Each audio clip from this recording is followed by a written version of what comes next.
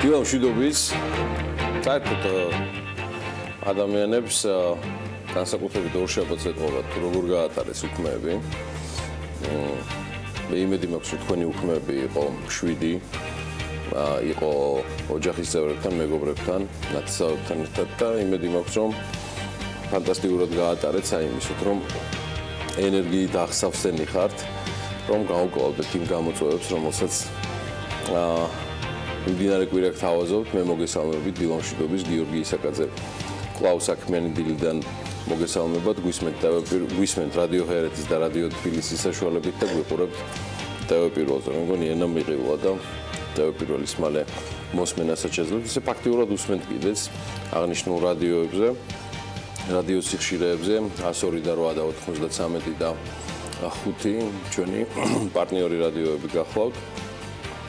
მე ყველას წარმატებულ კვირეულს გისურვებთ, ზუსტად ისევე უნდა იყოთ ამოქოქილები და შემართებით როგორც ბიზნეს მედია საქართველოს ჯგუფი, რომელსაც მთლიანად მთელი კვირა აქვს უკვე კარგახანია დაგეგმილი და შესაბამისად ვიწყებთ. ისე არც ამ უქმეებზე მოვუწდით ბიზნეს საზოგადოებამდე და პრინციპში მედიამდეც მოვიდა ინფორმაციები, რომ საერთაშორისო საფინანსო ინსტიტუტების ნაწილი მხარს უჭერს კონსტიტუციის 94 მუხლის გაუქმებასო, რითაც უმალ გაიხარეს ეკლექტიკური საქართველოს პოლიტიკური ხელისუფლების წარმომადგენლებმა, აი რამდენად საფუძვლიანად ამაზეც მოგახსენებთ.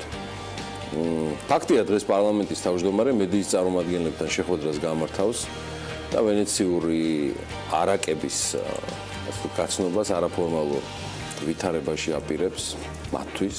პარლამენტში საკონსტიტუციო განხილვების 10 დღიანი გადამული მარათონის წინ მოუყვება მათ, რაც იტალიის და სოფლიოს უდაოდ გამორჩეულ ქალაქში ქართულ საკონსტიტუციო პროექტს პირველ ვერდიქტად ერგო წილად. კომისიის ვებგვერდზე ოფიციალურად დღეს უნდა გამოქვეყნდეს ევროპელი ექსპერტების შეფასება კონსტიტუციის პროექტზე, რომელიც დაახლოებით 23 რეკომენდაციას მოიცავს. საარჩევნო სისტემის პროექტის წარდგენის შემდეგ ვენეციის კომისიის პრეზიდენტმა ისიც თქვა, რომ კონსტიტუციის პროექტი წინ გადადგმული ნაბიჯია, თუმცა ვნახოთ, როგორი იქნება საბოლოო შენიშვნები და რედაქცია, რადგან მართველი გუნდის წევრებს შორის კონსენსუსი აშკარად არ არის. ეს კი ნამდვილად არ არის ეკლექტიკა, ეს ალბათ დემოკრატიაა. და აი რა ვთქვა, რა ითქვა ჯამში თავისუფლების აქტზე.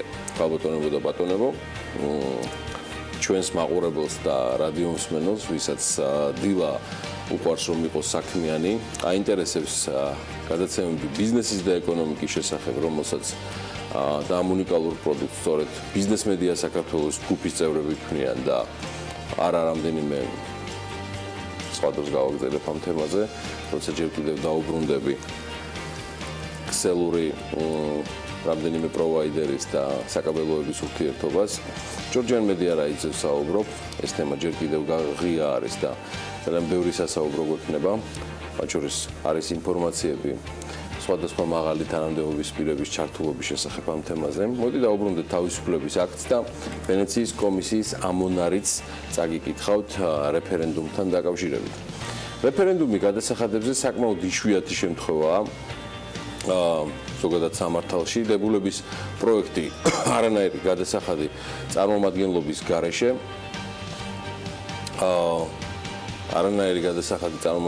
გარეშე გარდაიქმნება დებულებად.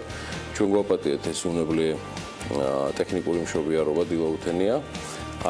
დებულების პროექტში ნათქვამია, რომ რეფერენდუმი მოწვევაა და ჩატარება შეუძლია მხოლოდ მთავრობას და ამ შემთხვევაში პარლამენტი ახალი გადასახადის დაკისრებას იდეაში პროცესს სრულად არის გამოთიშული და სასურველია, რომ ახალი გადასახადის წარდგენა ხდებოდეს პარლამენტში, რის შემდეგაც ცხადია ეს გადაწყვეტილება უნდა წარედგინოს ხალხს დასამტკიცებლად ამ პირიქით უარსაყოფად.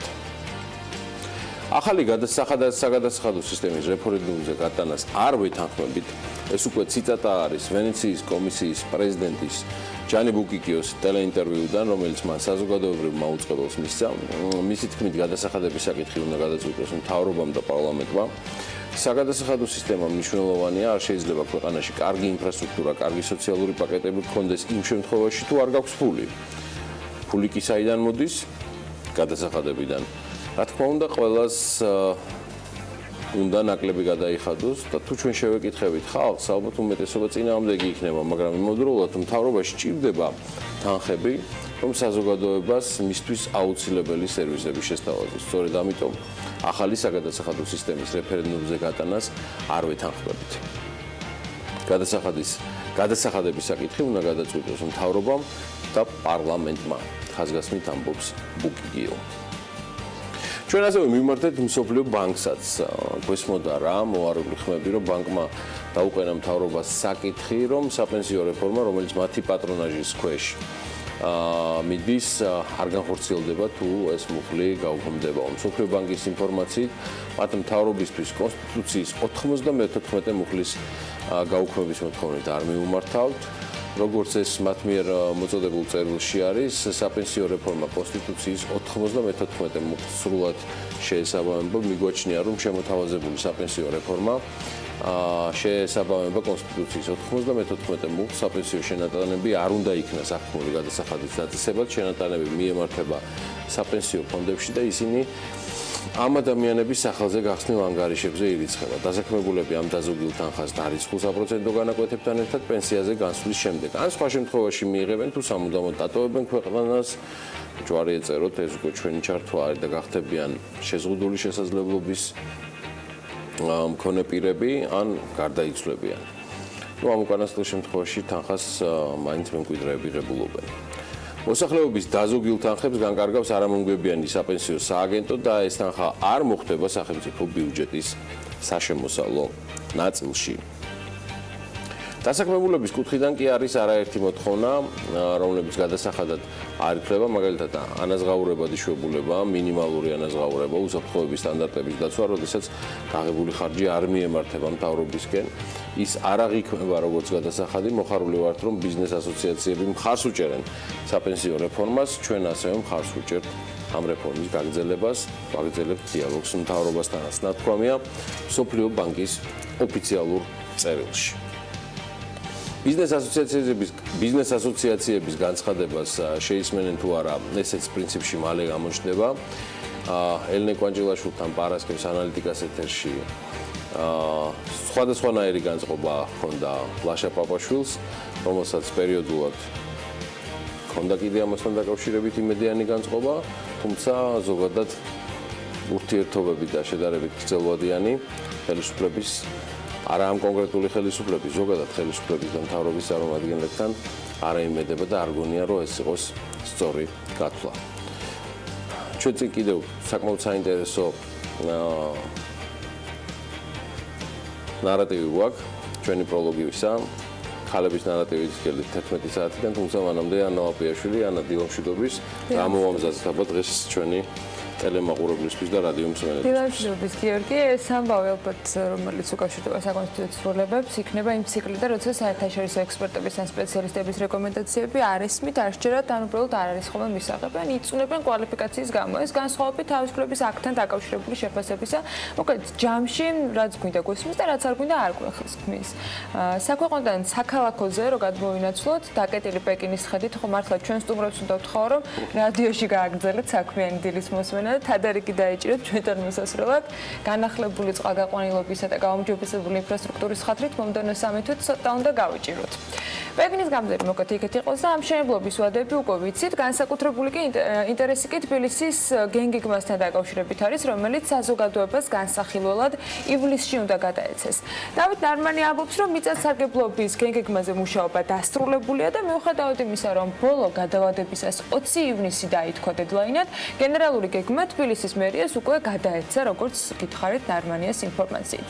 განხილვები მოეწყობა თბილისის სახელმწიფო უნივერსიტეტში, ტექნიკურ უნივერსიტეტში, არქიტექტურის ასოციაციაში, არქიტექტურის სამსახურში, ასევე მეცნიერებათა აკადემიაში და ბოლო დოკუმენტი განსახილველად საერთოდ საკრებულოში უნდა შევიდეს. სანამ დოკუმენტი ყველა ინსტანციას და პროცედურით გათვალისწინებულ ეტაპს გაივლის, კიდევ ერთი საინტერესო დასკვნის შინაარსს გავიგებთ. დედაქალაქის მერიას მომდევნო წლის ბიუჯეტში მწვანე საფარის კვლევის ჩასატარებლად $1,000,000 აქვს გათვალისწინებული. მერიასთან ეს $1,000,000 რაღაც ძალიან საკრალური გახდა. თბილისის მერის დავით ნარმანიას თქმით, კომპანია, რომელიც თბილისში მწვანე საფარის კვლევას ჩაატარებს, ტენდერის გზით უნდა შეერჩეს და მისივე თქმით, დედაქალაქში მსგავსი კვლევა 2001 წლის შემდეგ პრინციპში არც ჩატარებულა. თბილისის მერის 2015-20 წლების სტრატეგიის მიხედვით კი ქალაქში მცხოვრები მოსახლეობის რაოდენობასთან შედარებით პარკების, ეროვნული ბაღების და გამწვანების საერთო ფართობი ძალიან მცირეა. 2001 წლის მონაცემებით ერთ სულ მოსახლეზე გამწვანების ფართობი 5.6 კვადრატული მეტრი იყო. უფრო განახლებული ინფორმაცია კი იმაზე, თუ რამდენი კვადრატული მეტრი გამწვანება მოდის ერთ ადამიანზე, ბოლო წლების განმავლობაში არც მოპოვებულა და შესაბამისად არც არსებობს. Business Insider-ს თუ დაუჯერებთ, კი ყველაზე გამწვანებული ქალაქების ხუთეულში პროგრესით ასე გამოიყურება ჩამონათვალი, სადაც რა თქმა უნდა თბილისი არ არის. ეს არის მეხუთე ადგილზე კანადის ქალაქი ტორონტო, შეერთებული შტატებიდან სიეტლი, შვეიცარიიდან ჟენევა, ისევ შეერთებული შტატებიდან საკრამენტო და ისევ კანადა და ვანკუვერი პირველ ადგილზე.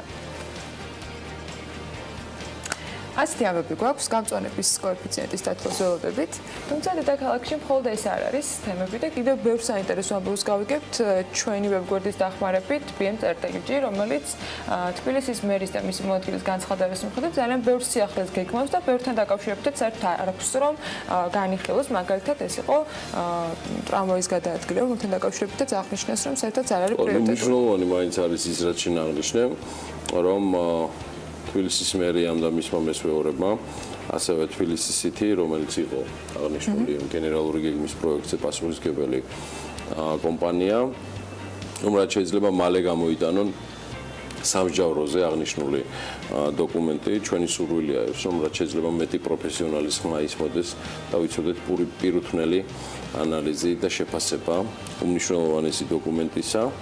მე ვერ ვიტყვი რომ და არც ერთ შემთხვევაში არც არის ასე რომ პეკინის გამზირის გადაკეტვა ამ მომავალი დოკუმენტის გამზირია და იმედი მაქვს სამი თვის თავზე 16 სექტემბრისთვის როგორც ამას ვარაუდობს დედაქალაქის მერი დედაქალაქის ყველაზე მსხვილი და უმნიშვნელოვანესი არტერიას ინფრასტრუქტურული მშენებლობა იქნება სრულად დასრულებული.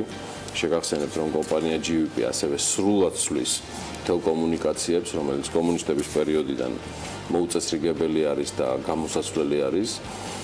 ასე რომ შეეჩვიოთ პეკინის გამზირის და ზოგადად ახალ მოძრაობასაც ამისთვის მინიმუმ ის არის სიახლე, რომ ხელახლა და დროულად გამოხვიდეთ და საცობებიან ქალაქში შეეჩვიოთ მინიმუმ 3 თვის განმავლობაში, ვიდრე წახვალთ დასასვენებლად მოძრაობის თქვათ სრულიად ახალ მარშრუტებს. რომელიც დროებით იქნება, იმიტომ რომ როგორც კი პეკინის გამზირის მეორე მხარის რეაბილიტაცია დაიწყება, გადაინაცვლებს, ასე რომ მუდმივად იყავით საქმის კურსში ყველა მოვლენის, რომელიც დედაქალაქში გადაადგილებას უკავშირდება. თუმცა სიახლეები კარგიც გვაქვს, კოლმეურნეობის მოედნის ქვეშ სამდონიანი პარკინგის ადგილი უნდა მოეწყოს და ეს განცხადებაც დედაქალაქის მერს ეკუთვნის, რომელმაც მედიას მიაწოდა თავად ეს ინფორმაცია. დავით ნარმანია ამბობს, რომ სამდონიანი პარკინგის ადგილის მოწყობა სწორედ კოლმეურნეობის მოედნის რეაბილიტაციის პროექტის შემადგენელი ერთ-ერთი ნაწილია, რომელიც უკვე უნდა განხორციელდეს და ამისთვის სამუშაოები დაწყებულია. კერძოდ კი ორბელიანის მოედანზე გამავალ ორ პატარა ქუჩაზე საკომუნიკაციო და წყალკანალიზაციის სისტემის გამოცვლა მიმდინარეობს და როგორც თბილისის მერი ამბობს, რეაბილიტაციისათვის 20 მილიონი ლარი დაიხარჯება და ის 30 სახლის რეაბილიტაციასაც გაითვალისწინებს. ანუ ინფრასტრუქტურა მოეწყობა როგორც მაცხოვრებლებისათვის, ასევე გათვალისწინებული იქნება საომავლოდ იმ ადამიანებისათვის საპარკინგო ტერიტორია, ვინც ამ ადგილზე გადაადგილდება, ანუ უბრალოდ სამუშაო ლოკაცია აქვს იმისათვის, რომ ავტომობილი დააყენოს სანამ სამსახურიდან გამოვა. კი ბატონო, კოლმეურნეობის მოედნის ქვეშ მთლიანი კოლმეურნეობის მოედნის რეაბილიტაციასთან ერთად ასევე მოხდება ათონელის ქუჩის რეაბილიტაციაც, ამასთან მშრალხიძე მხატვრობისთვის ახალი სტელაჟებით დაიდგმება. სრულად პროექტზე დაახლოებით 50 მილიონი ლარი დაიხარჯება და იგი 2018 წელს დასრულდება. ახალი მერის პირობებში, დედაქალაქის ახალი მერის პირობებში, მოდით ცოტა შეგეხიდები ამ პაუზაზე, ვიდრე ბიზნეს სიახლეების სკოლა შემოგთავაზებ, თორე ამოვწურეთ მე მგონი ჩვენ სიახლეები. ნახოთ რა არის კიდევ მომხდარი, მნიშვნელოვანი და ღირსშესანიშნავი მსოფლიოში და საქართველოში 19 ივნისს გადავხედოთ ჩვენს კალენდარს, რომელიც ჩვენმა რეპორტიორებმა მოამზადეს. 1910 წლის 19 ივნისს ამერიკის შეერთებულ შტატებში პირველად აღინიშნა მამის დღე ვაშინგტონის შტატის პატარა ქალაქ სპოკანში. მისი ინიციატორი იყო სონორა სმარტ-დოდი არკანზასის შტატიდან, რომელიც გამოცხადდა სპოკანში ახალგაზრდა კაცთა ქრისტიანული ასოციაციის შეკრებაზე მამის უილიამ სმარტის პატივსაცემად, რომელსაც მეუღლე გარდაეცვალა მეექვსე ბავშვის გაჩენის შემდეგ და რომელმაც მარტომ გაზარდა 6 შვილი. ამერიკის შეერთებულ შტატებში ეს დღე ეროვნულ დღესასწაულად გამოცხადდა 1966 წელს პრეზიდენტ ლინდონ ჯონსონის მიერ. ტრადიციულად ამ დღეს ამერიკის მოქალაქეები პატივს მიაგებენ მარტო ხელამამებს. დროთა განმავლობაში ამ დღეს აღნიშნავენ სხვა ქვეყნებშიც. გამოხატავენ რა პატივისცემას მამის, როგორც მშობლის მიმართ. 1862 წლის 19 ივნისს ამერიკის შეერთებულ შტატებში ოფიციალურად გაუქმდა მონობა. ამერიკაში მონობის გაუქმების პროცესი სისხლიანი იყო და იგი ქვეყანაში სამოქალაქო ომის დაწყების მიზეზი გახდა. ამერიკის სამოქალაქო ომის დროს, რომელმაც ქვეყანა ორად, ჩრდილოეთ და სამხრეთ ამერიკად გაყო, 600,000 ადამიანი დაიღუპა. საბოლოოდ დიდი ბრძოლის შედეგად მონობა ოფიციალურად გაუქმდა. მონობა ამერიკის შეერთებულ შტატებში 1440-იან წლებში დაიწყო და თითქმის 400 წელი გაგრძელდა. ევროპაში ინგლისით დაწყებული აკრძალვის პროცესი ოსმალეთის სახელმწიფოში გაგრძელდა და 1857 წელს სულთან აბდულმეჯიდმა გამოცემული ფირმანით მონობა მთლიანად გააუქმა. 19 ივნისი საკმაოდ საინტერესო დავუნიშნავთ ყველას, ვინც უსმინეთ ახლა ჩვენს კალენდარს გილოცავთ მამის დღეს.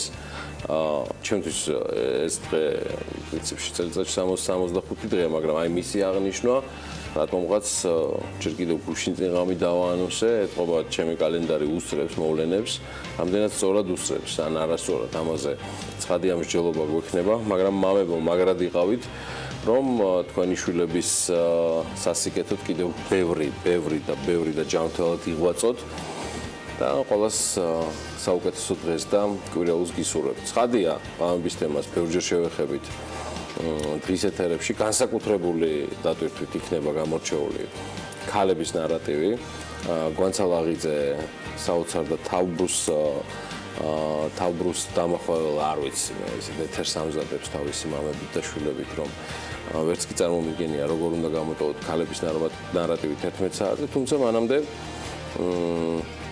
საქმიანი დილა ეთერში, რომელსაც უყურებთ TV პირველზე და გვისმენთ რადიო ჰერეთის და რადიო თბილისის საშუალებით და მოდი ვნახოთ რა გველის თემატიკა, სპიკერები შემდეგი 3 საათის განმავლობაში.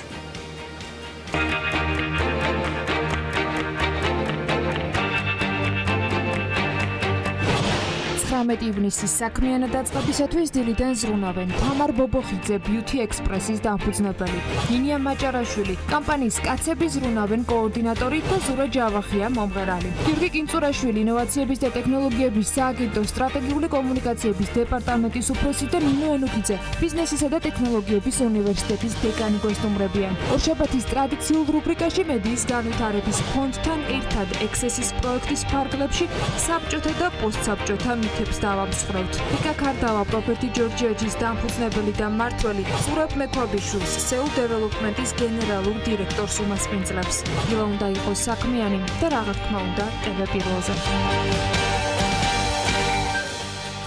ვიდრე საკმაოდ საინტერესო სპიკერებს უმასპინძლებთ, დავამუშავებთ ბევრ საინტერესო თემას. მაინც უნდა ვიყოთ საქმის კურსში იმ თემებისა, თუ რაც დაგროვდა პარასკევის აღამოს შემდეგ, დარწმუნებული ვარ, TV პირველს ადევნებდით თვალყურს შაბათ-კვირასაც და ასევე საქმის კურსის მოკლე კოლაჟებსაც ნახავდით, თუმცა ანა მაპიაშვილმა მოახერხა ამ ამბების მიღმა და თავი მოუყარა რამდენიმე საინტერესო ინფორმაციას ბიზნესის და ეკონომიკის შესახებ. ანა, გაიღიმე. დილამშვიდობის. დილამშვიდობის, გიორგი. გისმენთ. სხვათა შორის დედაქალაქთან დაკავშირებული სიახლეები კიდევ გვაქვს შემონახული, თუმცა ეს უკვე ბიზნეს სიახლეების მეორე ნაწილში იქნება იქამდე რა მოგიმზადეთ პირველი კოლეჟისათვის ამას რამდენიმე წამში გაიგებთ.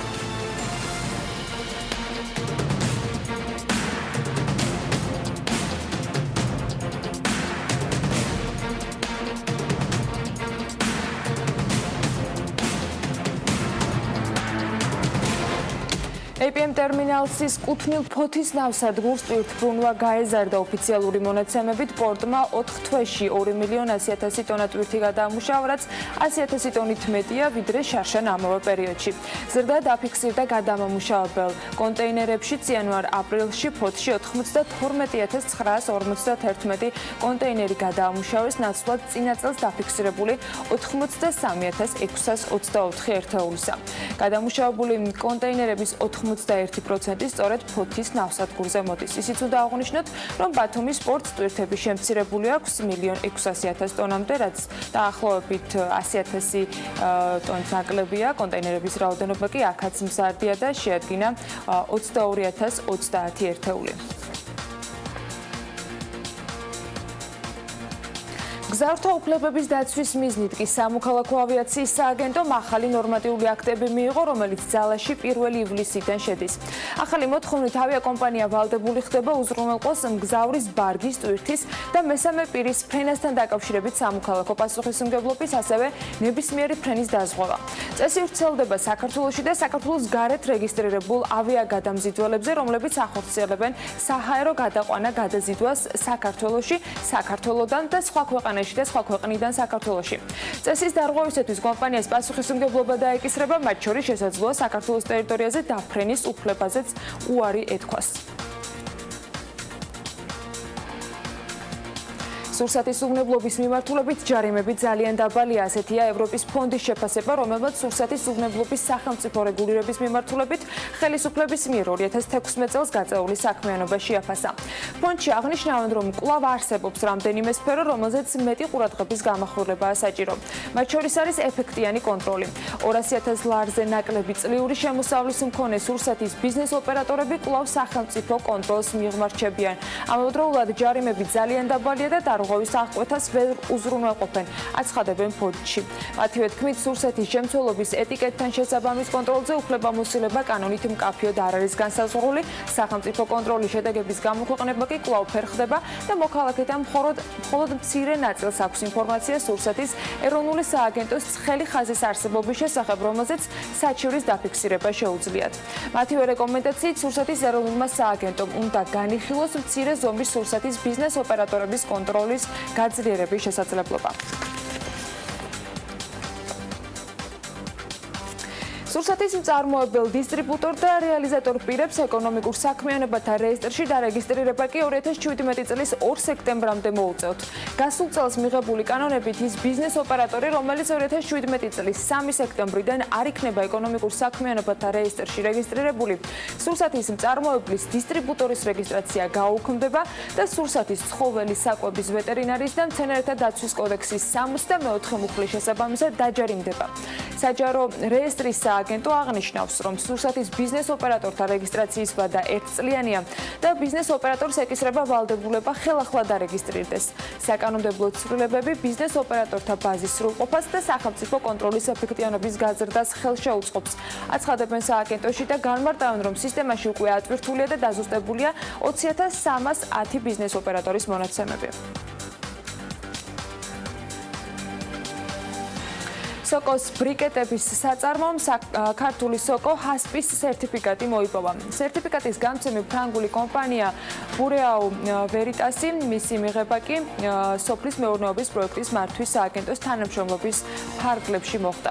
კომპანიაში ელოდებიან, რომ სერტიფიცირების შედეგად მათი პროდუქციის სანდოობის ხარისხი გაიზრდება, რაც გაამარტივებს ურთიერთობას ადგილობრივ სავაჭრო ქსელებთან და ბაზარზე პოზიციების გამყარებაში დაეხმარებათ. თანამედროვე სტანდარტებით აღჭურვილი სოკოს ბრიკეტების საწარმო ქართული სოკო 2016 წელს არის შექმნილი. თავად საწარმო მცხეთის მუნიციპალიტეტში მდებარეობს და ნედლეულს ძირითადად ადგილობრივი ფერმერებისგან ყიდულობს. ასევე იმპორტით შემოაქვს.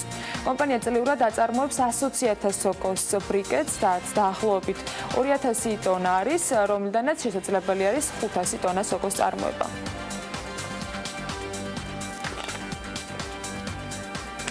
საერთაშორისო საფინანსო კორპორაციამ კომპანია ემკვადრა ცესხი გამოუყო, ცესხის ჯამური მოცულობა კი 12 მილიონი დოლარია. ინფორმაცია საკანონმდებლო მაცნაშია გამოქვეყნებული, რომელშიც აღნიშნულია, რომ მიღებულია ცნობა საქართველოს ფინანსთა სამინისტროს ინფორმაცია საერთაშორისო საფინანსო კორპორაციის მიერ ემკვადრატი უძრავი ქონებისათვის ჯამურად არა უმეტეს 12 მილიონი ამერიკული დოლარის ან შესაბამისი ექვივალენტით ევროს ოდენობის ესხის მიცემის თაობაზე. საერთაშორისო საფინანსო კორპორაციის სადამფუძნებლო შეთანხმების მესამე მუხლის მესამე სექციის პუნქტის შესაბამისად კი ფინანსთა სამინისტრომ წერილობით უნდა აცნობოს თანხმობა საერთაშორისო საფინანსო კორპორაციას გამოგზავნილი წერილის შინაარსზე. ნავთობ კომპანია ფრეგო სტუდენტების წახალისდებას და ხელშეწყობას ანაგრძობს ჰასკის პარკში გამართული საქართველოს სტუდენტური ავტორბოლის ფარგლებში. კომპანია თავისუფალი და აგრარული უნივერსიტეტის მხარდამჭერი იყო. ამასთან კომპანიაში აღნიშნავენ, რომ ასეთი აქტივობები ხელს უწყობს სტუდენტების მოტივაციის დონის ამაღლებას და მათივე განმარტებით ფრეგო მომავალშიც გეგმავს, რომ სტუდენტები წაახალისოს მსგავსი პროექტების განხორციელებით.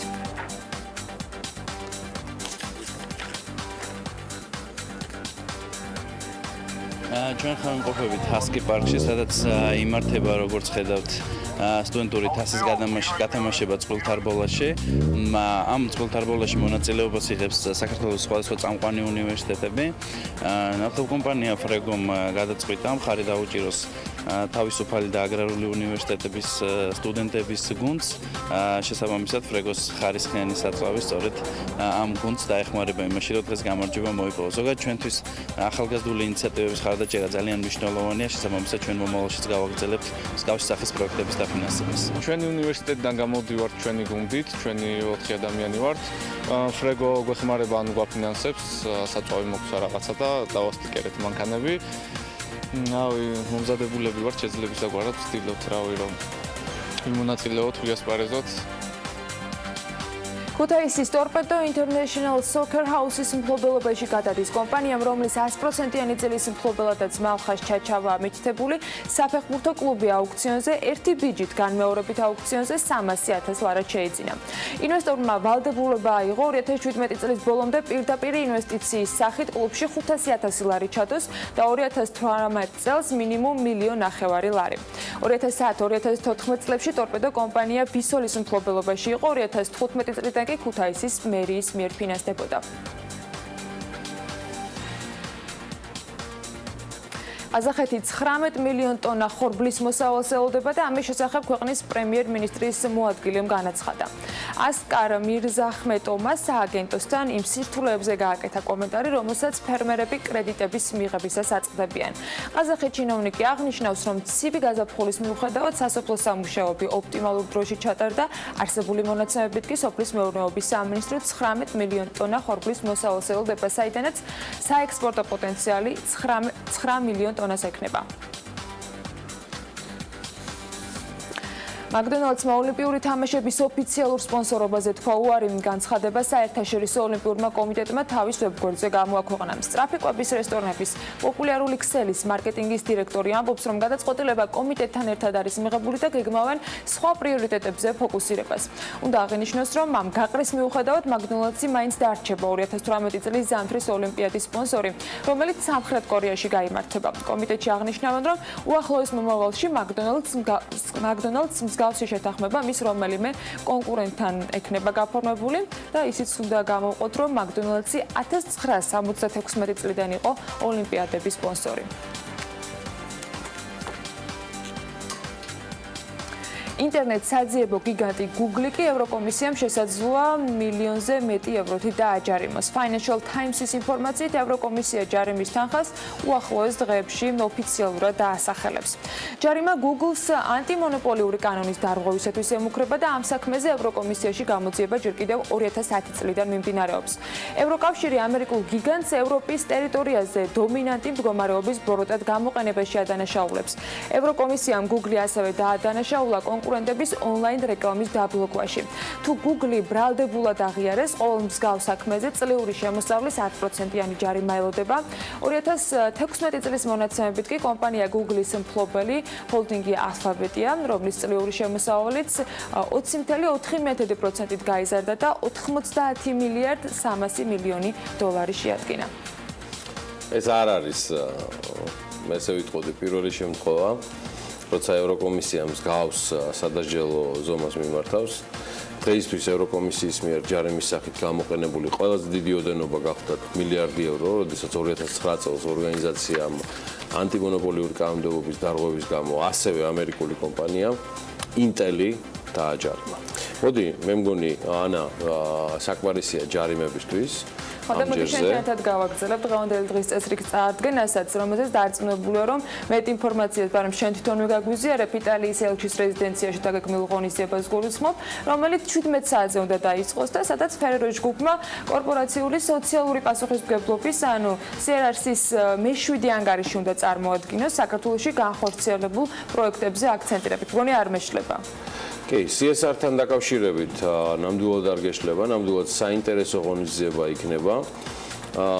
ძალიან მნიშვნელოვანი პროექტების ანგარიში დააუდიტორიით, რომელიც ამ ანგარიშს მოისმენს, როგორც ამ პრეზენტაციების მოდერატორს მაქვს ინფორმაცია, რომ ღონისძიებაში მონაწილეობას მიიღებენ საქართველოს პრემიერ-მინისტრი გიორგი კვირიკაშვილი და Ferrero International-ის სტრატეგიული ბიზნეს ერთეულის უფროსი საოპერაციო ოფიცერი ალდოუა ანგარიშს წარმოადგენენ ასევე მისი აღმატებულება ელჩი საუბარია Ferrero International-ის ვიცე-პრეზიდენტზე ფრანჩესკო პაულო ფულჩი ჩამოდის დედაქალაქში საქართველოს დედაქალაქში ღონისძიებას ასევე მასპინძლობს თავად იტალიის ელჩი საქართველოში ანტონიო ენრიკო ბარტოლი ჯამში მთავრობის დიპლომატიური სექტორის, ბიზნეს სექტორისა და მედიის ასამდე წარმომადგენელს ველით დღეს. მოგეთ ამ ყველაფრის შესახებ უფრო მეტ ინფორმაციას მიიღებს ჩვენი მაყურებელი და კიდევ რა მოხდება დღეს მედიის ყურადღების ცენტრში. მოდი ახლა დღევანდელ დღის წესრიგსაც გადავხედოთ სხვა დანარჩენთან დაკავშირებით. 9 საათზე სასტუმრო თბილისი მერიოჩი აუდიტის სამსახურის ორგანიზებით გაიმართება მეორე რეგიონული კონფერენცია თემაზე ფული პოლიტიკაში. 11 საათზე კი პარლამენტის თავმჯდომარე ირაკლი ხიძე გეგმავს ბრიფინგის გამართვას. ასევე 11 საათზე პარლამენტის დეპუტატი რატი იონათამიშვილი და თბილისის მერიის ტრანსპორტის საქალაქო სამსახურის უფროსი მამუკა მუმლაძე შეზღუდული შესაძლებლობის მქონე პირებს პარკირების ახალ საცნობ ნიშნებს გადასცემენ. 12 საათზე კი რეგიონული პოლიტიკის და თვითმმართველობის კომიტეტის ხდომაა ჩანიშნული. 13 საათზე ენერგეტიკის სამინისტროს საკონფერენციო დარბაზში ტარდება მერების შეთანხმების ხელმომწერი ქალაქ თბილისის მერიის მერების შეთანხმების ოფიციალური კოორდინატორი ენერგეტიკის სამინისტროს და ოფიციალური მხარდამჭერი ენერგოეფექტურობის ცენტრის საქართველოს მიერ ორგანიზებული მდგრადი ენერგეტიკის დღის ღონისძიებები. 2:30-ზე ადამიანის უფლებათა დაცვის და სამოქალაქო ინტეგრაციის დარგობრივი კომიტეტისა და ეკონომიკური პოლიტიკის, ასევე ევროპასთან ინტეგრაციის კომიტეტების გაერთიანებული სხდომაა ჩანიშნული. 14 საათზე კი სასტუმრო თბილისი მარიოტში საქართველოს ეროვნული ბანკის პრეზიდენტი კობა გვენეტაძე საოპერაციო რისკების მართვის თემაზე საერთაშორისო კონფერენციასაც გახსნის. საერთაშორისო ეროვნული ბანკის პრეზიდენტის გეგმებთან დაკავშირებით მიმდინარე კვირაში საინტერესო ამბებს დავაანონსებთ ხვალ ოფიციალურად ბენკერის პრეზენტაცია გაიმართება ეროვნულ ბანკში და ამაზე ხვალინდელ საქმიან თვლებში კიდევ უფრო ცვლად ვისაუბრებთ. საქმის კურსში ვიქნებით ასევე თავად პრეზენტაციის დეტალების ხვალინდელ 3 საათიან გამოშვებაში. 15 საათზე კი პარლამენტის ბიუროს ხდომაა ჩანიშნული დღევანდელი დღის განმავლობაში. 17 საათზე კი დარგობრივი ეკონომიკის და ეკონომიკური პოლიტიკის კომიტეტის მხარდაჭერით ეკონომიკური და პოლიტიკური მეცნიერების საერთაშორისო ექსპერტის საჯარო ლექცია გაიმართება მარკუს ფრეიტინთან დაკავშირებით მაქვს საუბარი. აი ასეთი ამბები არის ორშაბათ დღეს წინ საინტერესო სამუშაო კვირა გველოდება დატვირთული და როგორც ვუკითხავთ ამ ყველაფრის საქმის კურსში რომ ვიყოთ ავიცებოთ მე უყუროთ ტევაპიროს და რა თქმა უნდა 3 საათზე და 22 საათსა და 30 წუთზე საქმის კურს ბექაბაციკაძესთან კვირის ბოლოს ასევე ტრადიციულად შევაჯამებთ ალინე კვანჯელაშვილის ანალიტიკას ეთერში მიმდინარე კვირას. როგორი იყო უკვე ეროვნული ვალუტისათვის გასული კვირის შეჯამება, როგორ შეხვდა უქმეებს ლარი, ამას გავიგებთ სულ რამდენიმე წამში.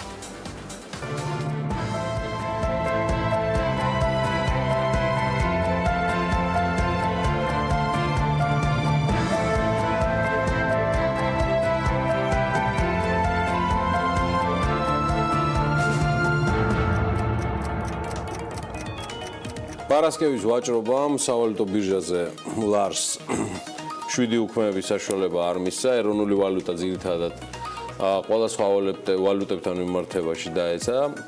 ასევე დარწმუნებული ვარ, რომ წამოდგომის იმედიც მალე ექნება და დღევანდელი მონაცემებით მისი მდგომარეობა ასეთია. 1 დოლარის ფასი 2 ლარი და 51 თეთრია. ევროლარის ურში ცვლილება თეთრის 45 მეასედია და 1 ევროს შესაძლებლად 2 ლარი და 68 თეთრი დაგჭირდებათ. პოზიციები გაიმყარა თურქულმა ლირამაც 1 ლირა 78 თეთრი ღირს, ბრიტანული ფუნტ სტერლინგის ღირებულება კი 3 ლარი და თეთრის 7 მეასედია. შაბათი კვირა და ორშაბათის გაცვლითი კურსი.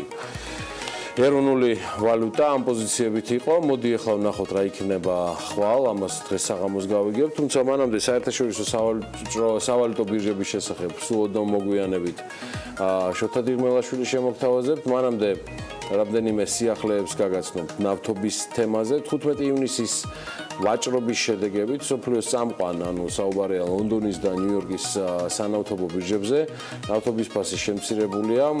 მიუხედავად იმისა, რომ ოპეკის წევრი ქვეყნების მხრიდან ნავთობმოპოვება შემცირებულია, ნავთობის ფასი არც მეტი არც ნაკლები 6 თვიან მინიმუმამდე დაეცა. ლონდონში Intercontinental Exchange Futures Europe-ზე Brent ტიპის ნავთობის ფასმა 46.92 მეასედი შეადგინა ბარელზე, ცხადია საუბარია დოლარში. ნიუ-იორკში York Mercantile Exchange-ზე Light Sweet ტიპის ნავთობის ფასმა შეადგინა 44.46 მეასედი. ამ დროს შეერთებული შტატების მიერ ნავთობმოპოვების გაფართოების ფონზე რუსეთის ცენტრალურმა ბანკმა ნავთობის ფასზე პროგნოზი უარყოფითი მიმართულებით შეცვალა და ფულად საკრედიტო პოლიტიკის ივნისის ანგარიში რუსეთის ფედერაციის ცენტრალური ბანკის რისკების სცენარის მიხედვით 2018 წლის აპრილისთვის 1 ბარელის ფასი შესაძლოა $25-მდეც კი დაეცეს. ბანკის ოპტიმისტური გათვლებით კი ნავთობის ექსპორტიორი ქვეყნების შეთანხმების საფუძველზე, რაც ნავთობმოპოვების მკვეთრ შემცირებას გულისხმობს, მომავალ წელს რუსულ ნავთობზე ფასი კვლავ $55 ფარგლებში შენარჩუნდება. მოკლედ, ბოლო პერიოდში ნავთობის ფასი ფაქტია, რომ შემცირებულია და ამას უამრავი მიზეზი ახლავს თან. ყატარის კრიზისი, ჭარბი მოპოვება შეერთებულ შტატებსა და ლიბიაში, დოლარის შესუსტება, ოპეკის გავლენის დაქვეითება ბაზარზე. ნავთობის ერთ-ერთი ყველაზე სენსიტიური ბაზარია ზოგადად და ექსპერტები ცდილობენ გამოიცნონ ამ турბულენციაში რა იქნება მომავალში. თავისი შესაბამისი შეხედულება აქვს ამ თემაზე.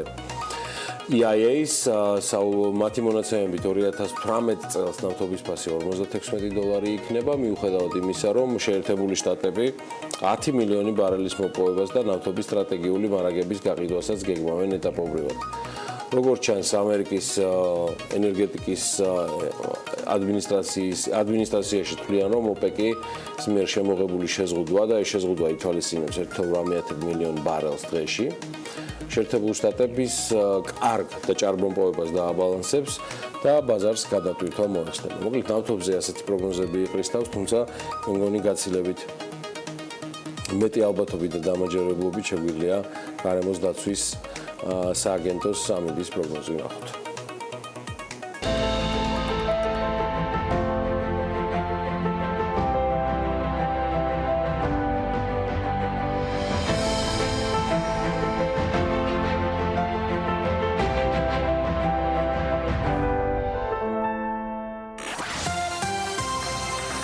აგენტოს ცნობით ამინდის საქართველოში განპირობებული იქნება შავი ზღვის ჩრდილო-დასავლეთიდან შეომავალი გრილი და სამხრეთ რაიონებიდან გავრცელებული ცივი ჰაერის მასების ურთიერთქმედებით. შესაბამისად, მოსალოდნელია დრო გამოშვებით ღრუბლიანობის მომატება. უმეტეს რაიონში კი ხანმოკლე წვიმა და ელჭექი, აღმოსავლეთ საქართველოში კი შესაძლოა იყოს სეტყვაც.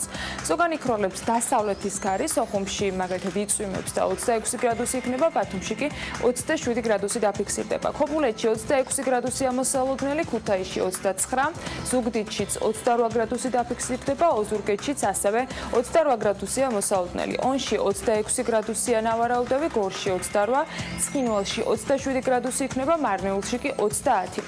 რუსთავში 31 გრადუსამდე გათბება ჰაერი, ახალციხეში 29 გრადუსამდე, ბორჯომშიც 29 გრადუსი იქნება, ბაკურიანში კი 22 გრადუსია მოსალოდნელი, ისევ როგორც ახალქალაქში. სტეფანწმინდაში ხანმოკლე წვიმა ნავარაუდევი და 18 გრადუსი, თელავში 30 გრადუსს გადააჭარბებს, ჰაერის მაქსიმალური ტემპერატურა და 31 გრადუსიც იქნება. დედაქალაქში დრო გამოშვებით ღრუბლიანობის მატებას ველოდებით, დღის მეორე ნახევარში შესაძლოა იყოს ხანმოკლე წვიმა და თან ელჭექით. ელჭექის დროს კი შესაძლოა ქარის გაძლიერებაც იყოს დღევანდელი დღის გეგმაში და 29 გრადუსი იქნება მაქსიმალური ტემპერატურა.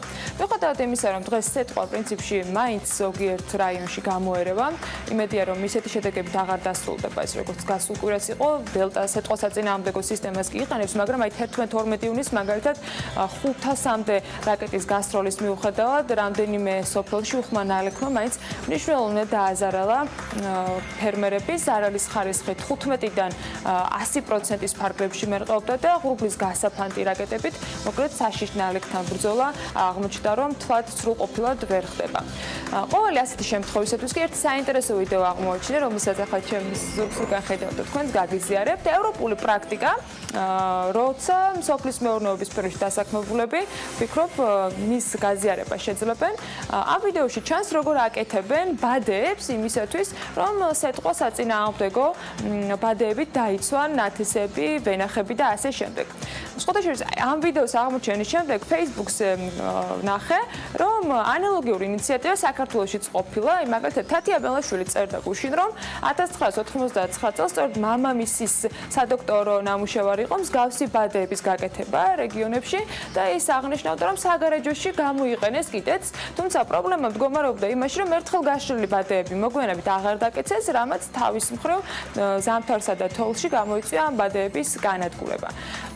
ის უნდა აღნიშნოს, რომ თუ ეს არ დაგუზარება და მსგავს პრაქტიკას გამოვიყენებთ, ალბათ აღარც რაკეტები იქნება გასასროლი და შესაბამისად სეტყვისგან თავდაცვასაც მოახერხებენ ფერმერები. მით უმეტეს არ მგონია, რომ ძალიან ძვირი ჯდებოდეს და შესაბამისად აღარც სახელმწიფოს მოუხდება, რომ ნათესების განადგურების შემთხვევაში შემდეგ მოსახლეობას აუნაზღაუროს ზარალი. ის იმ შემთხვევაში ოღონდ თუ აგროდაზღვევის სისტემა არ არის გამოყენებული კონკრეტული ბენეფიციარის მხრიდან.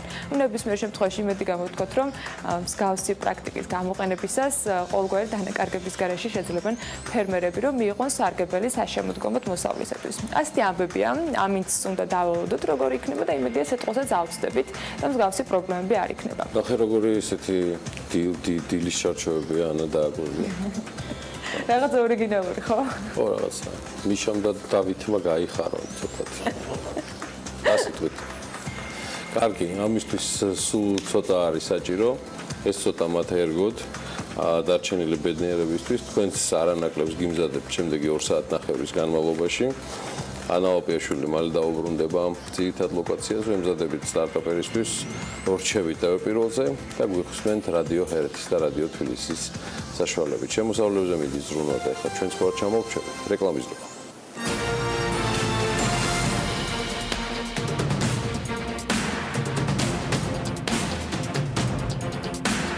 რეკლამის შემდეგ საქმიანი დილით დავბრუნდით პირდაპირ ეთერში და პირველზე გვიყურებთ და გვისმენთ ჩვენი პარტნიორი რადიოების ჰერეთის და თბილისის საშუალებით და ტრადიციულად ორშაბათის სტარტაპერის რუბრიკის დროც არის პროექტი TBC ბანკის მიერ არის მხარდაჭერილი და მისი მიზანი არის დამწყები ბიზნესებისთვის ხელშეწყობა. დღევანდელ სტარტაპერს კი უკვე შოთა გაგვაცნობთ, შოთა დილა მშვიდობის. მოგესალმებით, მამების დღეს მაინც დედებზე ზრუნვა გამოგვდის, მოუცლელი ქალბატონებისთვის, დედებისთვის, რომლებიც ბავშვს მარტო ვერ ტოვებენ, ან სულაც მამებისთვის, შეზღუდული შესაძლებლობის მქონე პირებისთვის, ან უბრალოდ მათთვის, ვინც სალონში მისვლას სხვადასხვა მიზეზის გამო ვერ ახერხებს. Beauty Express-ი მარტივ გამოსავალს თავაზობს. Beauty Express-ი არის გამოძახების სერვისი, რომელიც ადგილზევე შეგიძლიათ რამდენიმე სახის მომსახურეობით ისარგებლოთ და რაც მთავარია 24 საათის განმავლობაში. იდეა ბავშვობის 4 მეგობარს ეკუთვნის, რომელთაც განსხვავებული პროფესიების მიუხედავად ერთი პრობლემა აერთიანებს და სწორედ მის გადასაჭრელად შექმნეს მოძრავი სალონი, რომელიც როგორც მათთვის, ასევე ბევრი სხვა ქალბატონისთვისაც დროის დაზოგვის კარგი საშუალებაა. ნახოთ სიუჟეტი და შემდეგ უკვე სტუმართან უпростоრად განვაგრძოთ საუბარი.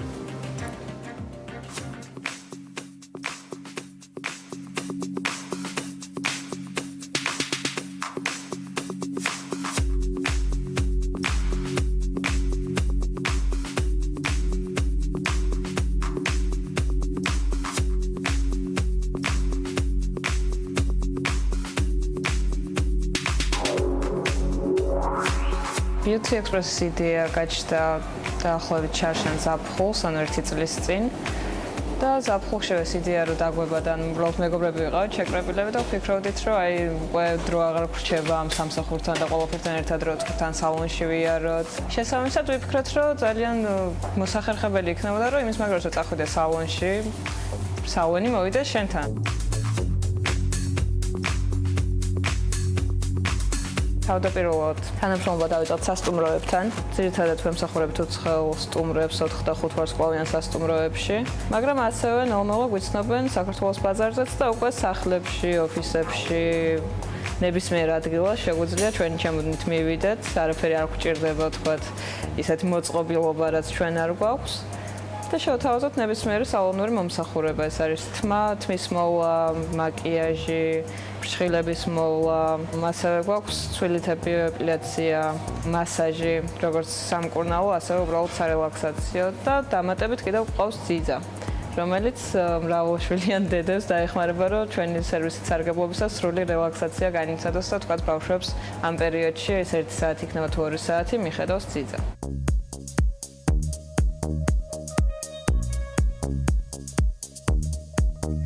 ჩვენი მომხმარებლები ძირითადი პროცენტი არიან მაინც უცხოელები, ვინც ჩამოდიან სასტუმროში, ენდობიან თქვათ სასტუმროს არჩევანს.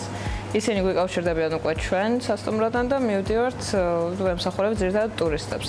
მაგრამ რაც შეეხება საქართველოში ჩვენს klientებს, ხშირ klientებს, ესენი არიან ძირითადად დაკავებული ქალბატონები, ვინც მუშაობენ და თუნდაც დილის 8 საათზე ან საღამოს 8 საათზე უკვე არც ერთი სალონი ღია არ არის. შესაბამისად ჩვენ 24 საათი ვმუშაობთ, ან ნებისმიერ დროს შეუძლია klientს გამოძახება.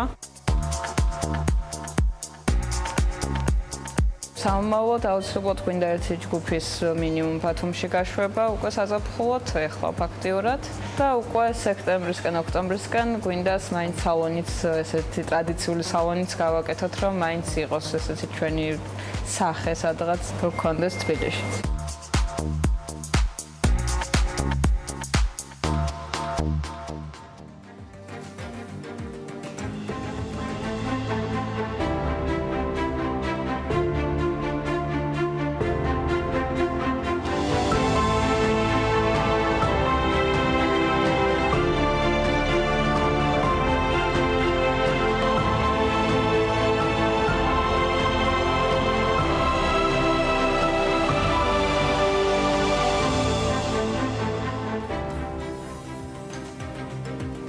თამარ ბობოხიძე, Beauty Express-ის დამფუძნებელი, მოგესალმებით, დიდი მადლობა ჩვენთან სტუმრობისთვის.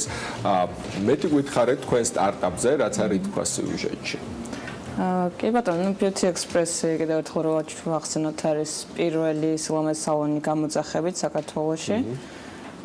ხდება ადგილზე, ანუ ჩვენ გვაქვს სპეციალური ჩემოდანი, რომელიც ნახეთ სიუჟეტში. რომელიც იშლება და ამ ჩემოდანშივე არის აბსოლუტურად ყველაფერი, ანუ განათებად, სარკე, დენის წყარო, ანუ სადმე რომ მივდივართ ნებისმიერ ადგილას, ამიტომ შეგვიძლია მისვლა, რომ ერთადერთი რაც გვჭირდება არის უბრალოდ ადგილი, სადაც ამ ჩემოდანს დავდგოთ. და დანარჩენი უკვე ყველაფერი, ასე ვთქვათ, ჯადოსნური ჩემოდანით არის, გახსნია უკვე ყველაფერი შიგნით არის. თქვენ საინტერესო რამ თქვით, საინტერესო დასაწყისი გქონდათ, როცა დაიწყეთ 4 ვარსკვლავიანი და 5 ვარსკვლავიანი, ესე იგი ყველაზე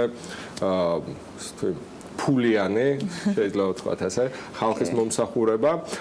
სხვა შორის, ჩვენთან Forbes-ში არის ერთ-ერთი რუბრიკა ტექნოლოგიები, სადაც უახლეს აპლიკაციებს ვაშუქებთ ხოლმე და ერთ-ერთი არის გლემსქვედი, რომელიც აპლიკაციაა და დაახლოებით ანალოგიური სერვისი აქვს. მაგრამ იმის პრობლემაც ის არის, რომ მაღალი ფასის გამო უჭირს კლონებთან, ასე ვთქვათ, კლონ აპლიკაციებთან ბრძოლა, კონკურენცია. თქვენ შემთხვევაში როგორ არის საქართველოში, მაინტერესებს თქვენი საშუალო ფასი რა არის და საქართველოში რამდენად იხდიან სილამაზეში? ანუ ფასები ბუნებრივია დაბალი ვერ იქნება, ასე ვთქვათ, იმიტომ რომ პირველ რიგში ჩვენ ძალიან დიდ მნიშვნელობას ვანიჭებთ თუნდაც ხარისხს, სტერილიზაციას, ანუ ეს ყველაფერი ბუნებრივია ფასს ზრდის. ასევე ტრანსპორტირება შესაბამისად მივიდეთ დროც ემატება ამას, დროფულია ყველა მიცით, შესაბამისად ფასი იწევს, მაგრამ მაინც ჩვენი ფასები არ აღემატება საქართველოში ყველაზე ძვირად ღირებული სალონების ფასებს. ანუ მაინც რაღაც ეტაპზე ვცდილობთ, რომ ეს ფასი იყოს დარეგულირებული, რახანთან არ გყოს კონკურენტი, არ ვცდილობთ, რომ ამით ვისარგებლოთ თქვა და მაქსიმალური ფასი დავადოთ. ესე იგი მსგავსი სერვისები დღეს საქართველოში არ არის. ხოლო თქვენ დადეხართ მისამართებზე და თავაზობთ სალონის სრულფასოვან სერვისს. ხო, ეს რა თქმა უნდა არიან ერთეულები, ვინც თქვათ მივა და სახში გავაკეთებს თმას ან მაკიაჟს ან თუნდაც მასაჟს, მაგრამ ესე რომ სახე ქონდეს ამ ყველაფერს როგორც სალონის და თუნდაც ჩემოდნით იყოს ეს და არა ჩანთით მისვლა, ესეთი ამ ეტაპზე სხვა არ არის. თქვენ სიუჟეტში ახსენეთ ჯგუფები. რამდენი ადამიანი მუშაობს თქვენთან, რამდენი ჯგუფი და ზოგადად ერთი მისამართის მომსახურებას რამდენი ადამიანი ჭირდება? ბევრი მიდის? მე უცებ წარმოვიდგინე, რომ ერთი მიდიოდა. არა, ერთი ფაქტობრივად არ არის არ მიდის ხოლმე, ანუ მინიმუმ 2 კაცი ყოველთვის მიდის, ეს არის ხელოსანი, ანუ იმ მომენტში იქნება სტილისტი, ვიზაჟისტი თუ ისაც გამოიძახებენ და მენეჯერი. ან მენეჯერი ყოველთვის მიყვება გამოძახებაზე, მაინც რომ დაეხმაროს უნდა ჩამოდის აწყობა დააშლა ამაში დრო რომ დაიკარგოს ნაკლები, დამატებით თუ რამე კომფორტი შექმნა არა კიდე შესაძლებელია ესეც რომ შეუქმნას მენეჯერმა და ასე შემდეგ. და რაც შეეხება ჯგუფებს, ანუ ჩვენ არ ყავს იმდანად ეს სტაბილურად დასაქმებული ჯგუფი, არამედ უფრო ბაზა გვაქვს დიდი, გამოცდილი და ვისაც ძალიან ფრილანსერობს ხოლმე და მიდის მისამართზე. თქვენ ახსენეთ, რომ გინდა ტრადიციული სალონის გახსნა. ძალიან ინოვაციური ბიზნეს მოდელი გაქვთ და რამ განაპირობა ეს აუცილებლობა. აი სხვანაირად თბილისის, სანამ ბათუმშიც გახვალთ კურორტზე, უფრო საკურორტო სეზონზე, თბილისი პატარა ბაზარია ამისთვის, ანუ ტრადიციული სალონები უფრო სარგებლობს, დაუშვათ უფრო პრესტიჟული, ანუ ეს სალონი ხო სოციალიზაციის ადგილიც არის, მიდიხარ სადღაც, ჩდები, საუბრობთ რა განსაკუთრებით ქალების შემთხვევაში, კაცების შემთხვევაშიც არის. ქალების შემთხვევაში ოდნავ უფრო გაზვიადებული იქნება. ხო და ეს უშლის ამას, ანუ ეს უშლის ხელს ინოვაციის დამკვიდრებას, რომ აი ეს სოციალიზების კომპონენტი იკარგება. სხვათა შორის არა, ნუ ჩემთვის ერთ-ერთი პრიორიტეტი რაც არის, ვთქვათ, მოძრავი სალონში, რატომაც საიდანაც წამოვიდა ეს იდეა და ერთ-ერთი პლუსი, რასაც ხედავდი, იყო რომ სტერეოტიპებისგან განსხვავებით, ანუ მე ძალიან მაწუხებს ხოლმე სალონში ეს ხანი დიდი ხანი ჯდომა, ასე შემდეგ რომ არ გაქცევენ წესრიგად ყურადღებას, შეიძლება გავიდეს ილაპარაკი საუბროს. შესაბამისად, ანუ სახლში ეს კომფორტი ჩემთვის პირიქით უფრო პლუსი არის და არა ის, რომ ვთქვათ, ვერ მოვახერხებ საუბარს. და ტრადიციული სალონის გახსნის სურვილი რამგანაა? ძალიან მარტივია, უბრალოდ კიდევ უფრო ორგანიზებული და უფრო სწრაფად იქნება შესაძლებელი, ვთქვათ, მისამართებზე გასვლა, ან რაღაცა ბაზასავით იქნება უფრო ვიდრე, ანუ იმდენად არ არის საჭიროება, რამდენადაც უბრალოდ უფრო მოსახერხებელი იქნება, როგორც ჩვენთვის, ისევე კლიენტისთვისაც. დაიწყო ყველაფერი 1 წლის წინ, თუ არ ვცდები, ხო? როგორი იყო დასაწყისი? ანუ როგორ გააგებინეთ ხალხს, რომ ასეთი რამე მუშაობდა? პირველი მომხმარებელი როგორ შეიძინეთ? პირველი მომხმარებელი ყავდა სასტუმროში, ერთ-ერთ სასტუმროში თბილისში. გაგვუშვეს, ანუ ტურისტულიდან ურჩიეს ჩვენი მომსახურება. რომ მივედით თვითონ სასტუმროსგან იმდენად პოზიტიური და დამოკიდებულება დავინახეთ, რომ აი გვეშველა და ესეც არის უკვე ძალიან დიდი ხანია ვეძებთ, რომ მე უკვე ბუნებრივია სხვა სასტუმროებშიც მივედით და შევთავაზეთ თანამშრომლობა. და ყველა სხვათა შორის ეგრევე მოდიოდა თანამშრომლობაზე, იმიტომ რომ თვითონაც ძალიან ჭირდებოდათ ეს სერვისი. და შემდეგ უკვე ნელ-ნელა ვცდილობთ, რომ აი უფრო ქართველებსაც გავაცნოთ ეს სერვისი, რომ ცადონ რაღაც განსხვავებული, მაგრამ როგორც წესი, ცოტა მაინც ისე უყურებენ ხოლმე სკეპტიკურად. მაგრამ ნელ-ნელა უკვე ითვისებენ. ანუ ქართველებში თქვენი მიზნობრივი სეგმენტი არის საქმიანი ადამიანები, ვისაც უბრალოდ დრო არ აქვს, რომ შეირბინოს სადღაც და ეს რიტუალი ჩაატაროს, სოციალიზაცია დავა. საქმიანი თუნდაც აი დედები, რომ 1 საათით ძიძის მოყვანა თქვა ძალიან რთულია, რომ წახვიდებ ჭხილები გაიგეთ ამ შემთხვევაშიც. დედებსაც ორსულებს ძალიან მოწონთ ჩვენი სერვისი, როცა უჭირთ უკვე სახლიდან გასვლა. და ძირითადად მაინც დაკავებული ქალბატონები, ვისაც უბრალოდ დრო არ აქვს, რომ ჩვეულებრივ საათებში, სამუშაო საათებში მივიდეს სალონში. და მას შემდეგ რაც შეცვალეთ ბიზნეს მოდელი და სასტუმროებიდან გადმოერთეთ, ასე ვთქვათ, საცალო მომხმარებელზე, რამდენად გაამართლა ამ მიმართულება? გიჭირთ ქართველებში კლიენტების მოძიება თუ ასე ვთქვათ, ადვილად მოდიან, ადვილად გრძნობენ აუცილებლობას თუ უბრალოდ ქართველებს ცოტა ბევრი დრო აქვს და ამ ეტაპს შედარებით გაგვიმართლა, იმიტომ რომ ესეთი პერიოდი დაემთხვა, ძალიან ბევრი ქორწილებია და ქორწილებშიც ძალიან ხშირად სჭირდება ჩვენი სერვისი. თუნდაც ანუ ეფექტსაც ქმნის ამ ჩემოდანთან გადაღებული სურათები მზადებისას. თან ახლა გავაკეთეთ ცოტა ხნის წინ ესეთ ან თანამშრომლობთ ერთ-ერთ სასტუმროსთან თბილისში თიავენიუსთან და სემრანსპასთან გავაკეთეთ ერთობლივი პაკეტი საქორწილო. სადაც ეს ყველაფერი ანუ სასტუმროში დარჩენა, ნომერში მაკიაჟი, თმა, ფრჩხილები, როგორც პატარძლის ისევე მეჯვარის ერთი დღე სპაში და ეს პაკეტი უკვე საკმაოდ მოიზიდა უფრო ხალხი. თუ აპირებთ მამაკაცების მიმართულებითაც გაფართოებას, ნუ გასაგებია საუბარი მაკიაჟზე არ იქნება, მაგრამ სტილისტის სერვისი ყველა ადამიანს სჭირდება. გვაქვს ესეთაც მომსახურებები მამაკაცებსაც. ხშირია ეს არა, რა თქმა უნდა, უფრო ნაკლებად იძახებენ, მაგრამ გვაქვს რამდენიმე კლიენტი, ვისაც და ბოლო კითხვა, ძიძის სერვისი ახსენეთ, აგრეთვე რომელიც შედის თქვენ მომსახურებაში და რომელზეც არ გვისაუბრია. ანუ ეს ჩვეულებრივი ძიძის სერვისი, ეს ცოტა ხო მოშორებულია თქვენი ბიზნესიდან, სხვა მომენტი შემოდის, ძნელია სანდო ადამიანის პოვნავის ბავშვს ჩააბარებ და ასე შემდეგ. ეს მოდელი როგორ დაალაგეთ?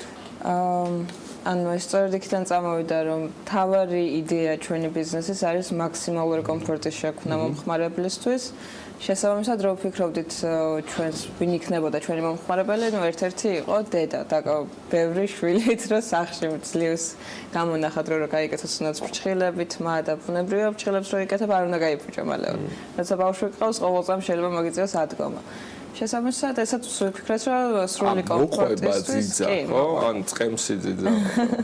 სრული კომფორტისთვის იქვა იქნება ძიძა, რომ სრული რელაქსაცია განიცადოს ჩვენი მომსახურებით სარგებლობისას. უღრმესი მადლობა, ძალიან საინტერესო სერვისია და ყოველთვის მიხარია, როცა ასეთი ინოვაციური ბიზნეს მოდელები ჩნდება საქართველოში და დაუყოვნებლივ ნიშას ავსებთ, გისურვებთ წარმატებას და მე ბრუნდები სტუდიაში. მადლობა. მადლობა შოთას, წარმატებებს უსურვებ Beauty Express და თამუნა ბობოხიძეს პარტნიორებთან ერთად.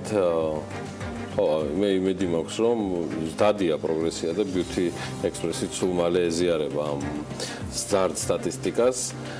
მამაკაცებთან დაკავშირებით არ ვიქნებით ესე რაღაც ამ ნაწილში უმცირესობაში და მამაკაცების მიმართულებითაც გაეზრდებათ შესაბამისად კლიენტურა. მადლობა TBC-ის სტარტაპერისთვის, ეს არის მნიშვნელოვანი. მოდი გავიდეთ ახლა რეკლამაზე. გვიყურებთ TV პირველზე, გვისმენთ რადიო ჰერეთის და რადიო თბილისის საშუალებით, სულ რამდენიმე წუთში დაგიბრუნდებით უკვე განახლებული თემებით და ბიზნესსა და ეკონომიკაზე საინტერესო ბლოკით.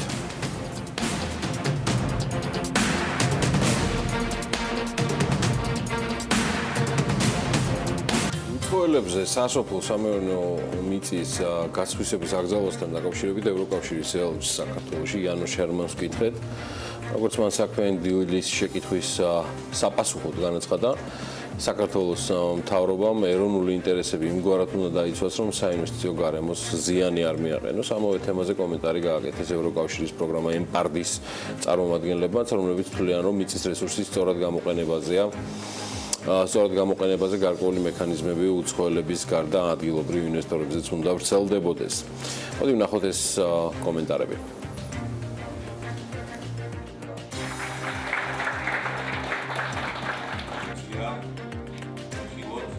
მე ამ საკითხთან მიმართებით სპეციფიური პოზიცია არ მაქვს. ერთადერთი რაც მინდა აღვნიშნო არის ის, რომ კანონი კონკრეტულ შემთხვევებზე უნდა იყოს მორგებული. ერთის მხრივ ეროვნული ინტერესი უნდა იყოს დაცული, თუმცა მეორეს მხრივ ეს საინვესტიციო გარემოს ზიანს არ უნდა აყენებდეს.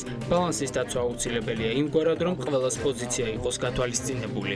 ისეთი ტიპის ქვეყანაში როგორც საქართველოს, სადაც თქვა ასეთი ტიპის პრობლემები დგას, იგივე მცირე მიწიანობა და ასე შემდეგ, შესაძლოა არ იყოს სწორი, თუმცა მეორეს მხრივ ჩვენ არ უნდა დავაზიანოთ საინვესტიციო გარემოს. გარკვეული მექანიზმები უნდა არსებობდეს, რომ მიწის რესურსის გამოყენება მოხდეს სწორად, იქნება ეს ადგილობრივი ინვესტორი თუ იქნება ეს უცხოელი ინვესტორი.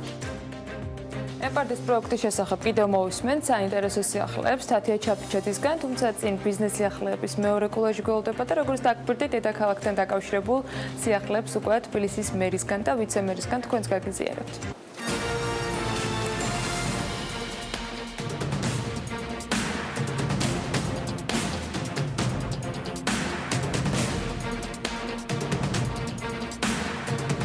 სამგორიდან აეროპორტის მიმართულებით შესაძლოა მეტროს ხაზი აშენდეს. Ამასთან დაკავშირებით ვიცე-მერმა ირაკლი ლექვინაძემ გააკეთა განცხადება და ის ამბობს, რომ მერია მეტროს ხაზების დამატებას გეგმავს, თუმცა ინიციატივა ჯერჯერობით მხოლოდ იდეის დონეზეა. კიდევ ერთი მიმართულება, სადაც დედაქალაქის მერია მეტროს ხაზის დამატებას გეგმავს, ეს დიდუბიდან დიღმის მიმართულებაა. გეგმავთ ახალი მეტროს ხაზების დამატებას, თუმცა ეს ჯერ ინიციატივის დონეზეა და მას მთავრობის მხარდაჭერა დასჭირდება. შესაძლოა გაკეთდეს მეტროს ხაზი სამგორიდან აეროპორტის მიმართულებითაც, ასევე დიღმის მიმართულება დიდუბიდან. იგეგმება ტექნიკური დასაბუთების გაკეთება, ამბობს ირაკლი ლექვინაძე. დღეს არსებულ მუნიციპალურ ტრანსპორტში კი უბილეთოთ მგზავრობისათვის ჯარიმა გაოთხმაგდება. თბილისის მერის განცხადებით ჯარიმების მოცულობა სავარაუდოდ 5 ლარიდან 20 ლარამდე გაიზრდება. ეს კანონპროექტი უკვე პარლამენტშია ინიცირებული. ცვლილებები ადმინისტრაციულ სამართალდარღვევათა კოდექსში უნდა შევიდეს. ზიურის პარკის რეაბილიტაციისათვის კი ტენდერი ივლისში გამოცხადება. საქმის კურს მუნიციპალური განვითარების ფონდში განუცხადეს. ამასთან დაკავშირებით უწყებას ზიურის პარკი თბილისის მერიამ გადასცა. ამჟამად პარკის რეაბილიტაციის საპროექტო სამუშაოები მიმდინარეობს. რეაბილიტაცია თავის მხრივ გულისხმობს 2015 წლის 13 ივნისის წყალდიდობის შედეგად დაზიანებულ ჭაბუ ამირეჯიბის გზატკეცილის მიმდებარედ არსებული გამწვანების და პარკის ზიურის აღდგენა მოწყობას. საპროექტო სამუშაოები კი მოიცავს პარკის ზედა ნაწილს, რომელიც ესაზღვრება ჭავჭავაძის გამზირს სარეაბილიტაციო სამუშაოების ჩატარებას. დაზიანებული კიბის და ქვაფენილების აღდგენას პარკის ქვედა ნაწილში კი მოეწყობა 6575 კვადრატული მეტრის ახალი და დაზიანებული ბილიკები, რომელთა საფარადაც გამოყენებული იქნება ბეტონის ქვაფენილი და ასფალტბეტონი. ბავშვებისათვის ასევე უნდა მოეწყოს ველობილიკები, მოზარდებისათვის კი 1300 მეტრის ველოსიპედების გზა. მოეწყობა განათებების ბოძები და 15000 კვადრატული მეტრის გაზონი. ასევე ნანაკლი სპორტის საბოლოო დიზაინი ივნისის ბოლოსთვის იქნება მზად. ამასთან დაკავშირებითაც საქმის კურს მიაწოდეს ინფორმაცია ანაკლის განვითარების კონსორციუმში. კომპანიის ინფორმაციით პორტის დიზაინზე მუშაობა თითქმის დასრულებულია. წინა სამშენებლო სამუშაოების დაწყება კი მიმდინარე წლის ბოლომდე იგეგმება. ანაკლის ღრმაწყლოვანი ნავსადგურის აშენება რამდენიმე ეტაპად მოიცავს 9 ფაზას და საბოლოო ჯამში მისი გამტარუნარიანობა მიაღწევს 100 მილიონ ტონას წელიწადში. პორტის მშენებლობის და განვითარების ღირებულება კი 2,5 მილიარდი ამერიკული დოლარია. ნიკორწმინდის ტაძრის მიმდებარე ტერიტორიის რეაბილიტაცია ზაფხულში დაიწყება. საქმის კურს რაჭის გუბერნატორმა პაპუნა მარგველიძემ განუცხადა ამასთან დაკავშირებით. ის აღნიშნავს, რომ ტაძრის მიმდებარე ტერიტორიის პროექტირება დასრულებულია და სამშენებლო სამუშაოებზე ტენდერი უახლოეს მომავალში გამოცხადდება. პროექტისათვის 2,5 მილიონი ლარია გამოყოფილი და ის მოიცავს სოფელ ნიკორწმინდის ცენტრის ტაძრამდე მისასვლელი გზის და მიმდებარე ტერიტორიის კეთილმოწყობას. დაგეგმილია თავად ნიკორწმინდის ტაძრის მათ შორის ფრესკების რეაბილიტაციაც. პაპუნა მარგველიძის ინფორმაციითვე პროექტისათვის 1,5 მილიონი ლარი დაიხარჯება. Microsoft-ის გლობალური პროგრამის ფარგლებში საქართველოში T4 Gold-ის ღონისძიება გაიხსნა, რომელიც 70,000-ზე მეტ არაკომერციულ არასამთავრობო ორგანიზაციას 1 მილიარდი დოლარის ღირებულების სერვისებს უფასოდ მიაწოდებს. T4 Gold-ის ინიციატივის ფარგლებში საქართველოში 2010 წლიდან დღემდე 50-მდე არასამთავრობო ორგანიზაცია მიიღო Microsoft-ის უფასო პროდუქტები, ჯამში მხოლოდ საქართველოს მასშტაბით 600,000 ამერიკული დოლარის ღირებულების cloud სერვისი და სოფტი გაიცა უფასოდ არაკომერციულ არასამთავრობო სექტორზე. მიმდინარე წელს კი ინიციატივის ფარგლებში 288,000 ამერიკული დოლარის პროდუქციის უფასოდ მიწოდებაა დაგეგმილი. Დღევანდელი ღონისძიება ტექნოლოგიების სასიკეთო ცვლილებებისათვის ეს არის Microsoft-ისა და PH International-ის ინიციატივა საქართველოში, რომ ასეთი ღონისძიება განხორციელებული იყო. ეს ღონისძიება არის Microsoft-ის გლობალური ინიციატივის ნაწილი, რომლის მიზანია ხელი შეუწყოს არასამთავრობო ორგანიზაციებს, არამომგებიან ორგანიზაციებს მათი საქმიანობის ეფექტურობის გაზრდაში. კერძოდ Microsoft-ი თავიანთ ამ ორგანიზაციის cloud სისტემებს, software-ს, ასე ვთქვათ, პროდუქტებს უფასოდ ან ძალიან მაღალი ფასდაკლებით საუზობს არასამთავრობო ორგანიზაციებს და ეს რეალურად ორგანიზაციების ნიშნავს ძალიან ძლიერი ინფრასტრუქტურის, საინფორმაციო ინფრასტრუქტურის, ტექნოლოგიური ინფრასტრუქტურის განახლებას ფაქტიურად ნული ბიუჯეტის გამოყენებით. ჩვენ ინფორმაციული ტექნოლოგიების განვითარების ინსტიტუტმა უკვე ვისარგებლეთ ამ Microsoft-ის ძალიან კარგი პროდუქტით. პირველ რიგში აღსანიშნავი ის არის, რომ ძალიან საინტერესო და საჭირო პროდუქტს გაწვდიან დონაციის სახით და ძალიან ბევრი ბენეფიტი აქვს, თუნდაც ის, რომ კოლაბორაციის სისტემები, ლიცენზირებული პროდუქტები და სხვა საჭირო პროგრამული უზრუნველყოფა, რომელიც უზრუნველყოფს ასე ვთქვათ ორგანიზაციის წარმატებულად და ესე ხარისხიანად პროდუქტის უზრუნველყოფას. სოფლის და სოფლის მეურნეობის განვითარების ხელშეწყობის პროგრამის ფარგლებში ყვარლის და ლაგოდეხის მუნიციპალიტეტებში მედიატური მოეწყო. ამ ტურის ფარგლებში კი ჟურნალისტებს საშუალება ჰქონდათ ემპარტიის შედეგები ევროკავშირის ელჩთან და პროგრამის ბენეფიციარებთან ერთად შეეჯამებინათ. კახეთში იმყოფებოდა თათია ჩაფეჩაძე და სწორედ მასთან განვაგრძობთ ახლა საუბარს. თათია, როგორც მახსოვს ემპარტიის პროგრამა საქართველოში ჯერ კიდევ 2013 წლიდან მოქმედებს. რა მასშტაბებს მოიცავს ის ამ დროისათვის და რა ვითარება უშუალოდ კახეთში? დილა მშვიდობისა დიახ ნამდვილად ესეა პროგრამა საქართველოში 2013 წლიდან ფუნქციონირებს და ამ დრომდე მათი მხარდაჭერით 1500 კოოპერატივში 13000 ფერმერი დარეგისტრირდა. მათგან 2000-მდე კი ევროკავშირის პირდაპირი დახმარება მიიღო. 250000 ადამიანს სასოფლო-სამეურნეო საქმიანობის შესახებ კონსულტაცია გაეწია, ხოლო 8000-ზე მეტმა კვალიფიკაცია ბიზნესის მართვის კუთხით აიმაღლა. ემპარტიის კოოპერატივების პირველი კვლევის თანახმად გაზრდილია როგორც კოოპერატივების წმინდა შემოსავალი, ასევე დასაქმებულთა რაოდენობა და აქვე აღსანიშნავია, რომ კოოპერატივების უმრავლესობა საქმიანობის გაფართოების მიზნით ახდენს მოგების რეინვესტირებას. ერთ-ერთ ყველაზე მნიშვნელოვან მიღწევად შეგვიძლია ვთქვათ ის, რომ გვაქვს საქართველოს მეურნეობის განვითარების ეროვნული სტრატეგია 2015-20 წლებისთვის მიღებული. გარდა ამისა შექმნილია სოფლის მეურნეობის განვითარების სააგენტო, კოოპერატივების განვითარების სააგენტო, რომელიც ძალიან აქტიურად ფუნქციონირებს, აძლიერებს ფერმერებს და ვთქვათ ხელს უწყობს მათ კოოპერაციის ფორმების ჩამოყალიბებას. ასევე სააგენტო ევროკავშირის მხარდაჭერით და მთავრობის მონაწილეობით აქტიურად ახორციელებს სახელმწიფო დახმარების პროგრამებს ამ სექტორში. რაც შეეხება უშუალოდ კახეთის რეგიონს 2015 წლიდან ევროპული ლიდერ მიდგომის შესაბამისად სოფლის განვითარების საპილოტო პროექტები ბორჯომისა და ყაზბეგის გარდა ლაგოდეხშიც მიმდინარეობს. ამ დროის განმავლობაში სამივე მუნიციპალიტეტისთვის მომზადდა ადგილობრივი განვითარების სტრატეგია, ასევე შეიქმნა ადგილობრივი სამოქმედო ჯგუფები, ლაგები, მათ მხარდასაჭერად კი 3 მილიონი евро გამოიყო. უშუალოდ ლაგოდეხის განვითარების ჯგუფი აერთიანებს კერძო, სამოქალაქო და საჯარო სექტორის წარმომადგენლებს მუნიციპალიტეტის 15 თემიდან. ჯგუფის მიზანი ადგილობრივი მოსახლეობის ჩართულობით ლაგოდეხის განვითარების ხელშეწყობაა. ლაგოდეხის ლაგის მიერ შერჩეული იქნა 31 სოციალური და ეკონომიკური კატეგორიის ინიციატივა, პროექტები, რომლებიც ხორციელდება უკვე ისეთ სტრატეგიულად მნიშვნელოვან სფეროებში, როგორც არის სოფლის მეურნეობა, ტურიზმი, ინფრასტრუქტურა, ახალგაზრდების აქტიური ჩართულობა, სპეციალური საჭიროებების მქონე პირთა მხარდაჭერა, ქალების ჩართულობა და ასე შემდეგ.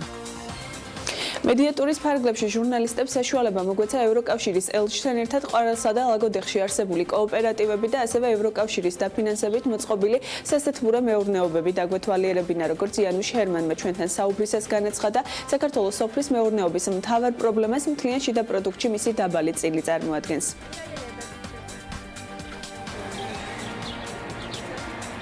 სოფლის მეურნეობა საქართველოს მოსახლეობის ნახევარზე მეტი საქმიანობის სფეროა, თუმცა ეკონომიკურ წვლილსა და კეთილდღეობაში მისი ფინანსური წილი საკმაოდ მცირეა. აი ეს არის მთავარი გამოწვევა, როგორ ვაქციოთ ამ დარგში მომუშავე ადამიანების სიმდიდრისა და შემოსავლების გენერატორებად, ასევე როგორ გადავაქციოთ სოფლის მეურნეობა დასაქმების პლატფორმად. ამის უზრუნველსაყოფად საქართველოში ევროკავშირის პროგრამა ემპარტი მოქმედებს, რომელიც დარგის განსავითარებლად მთლიანობაში 180 მილიონი ევროს გრანტს გამოყოფს.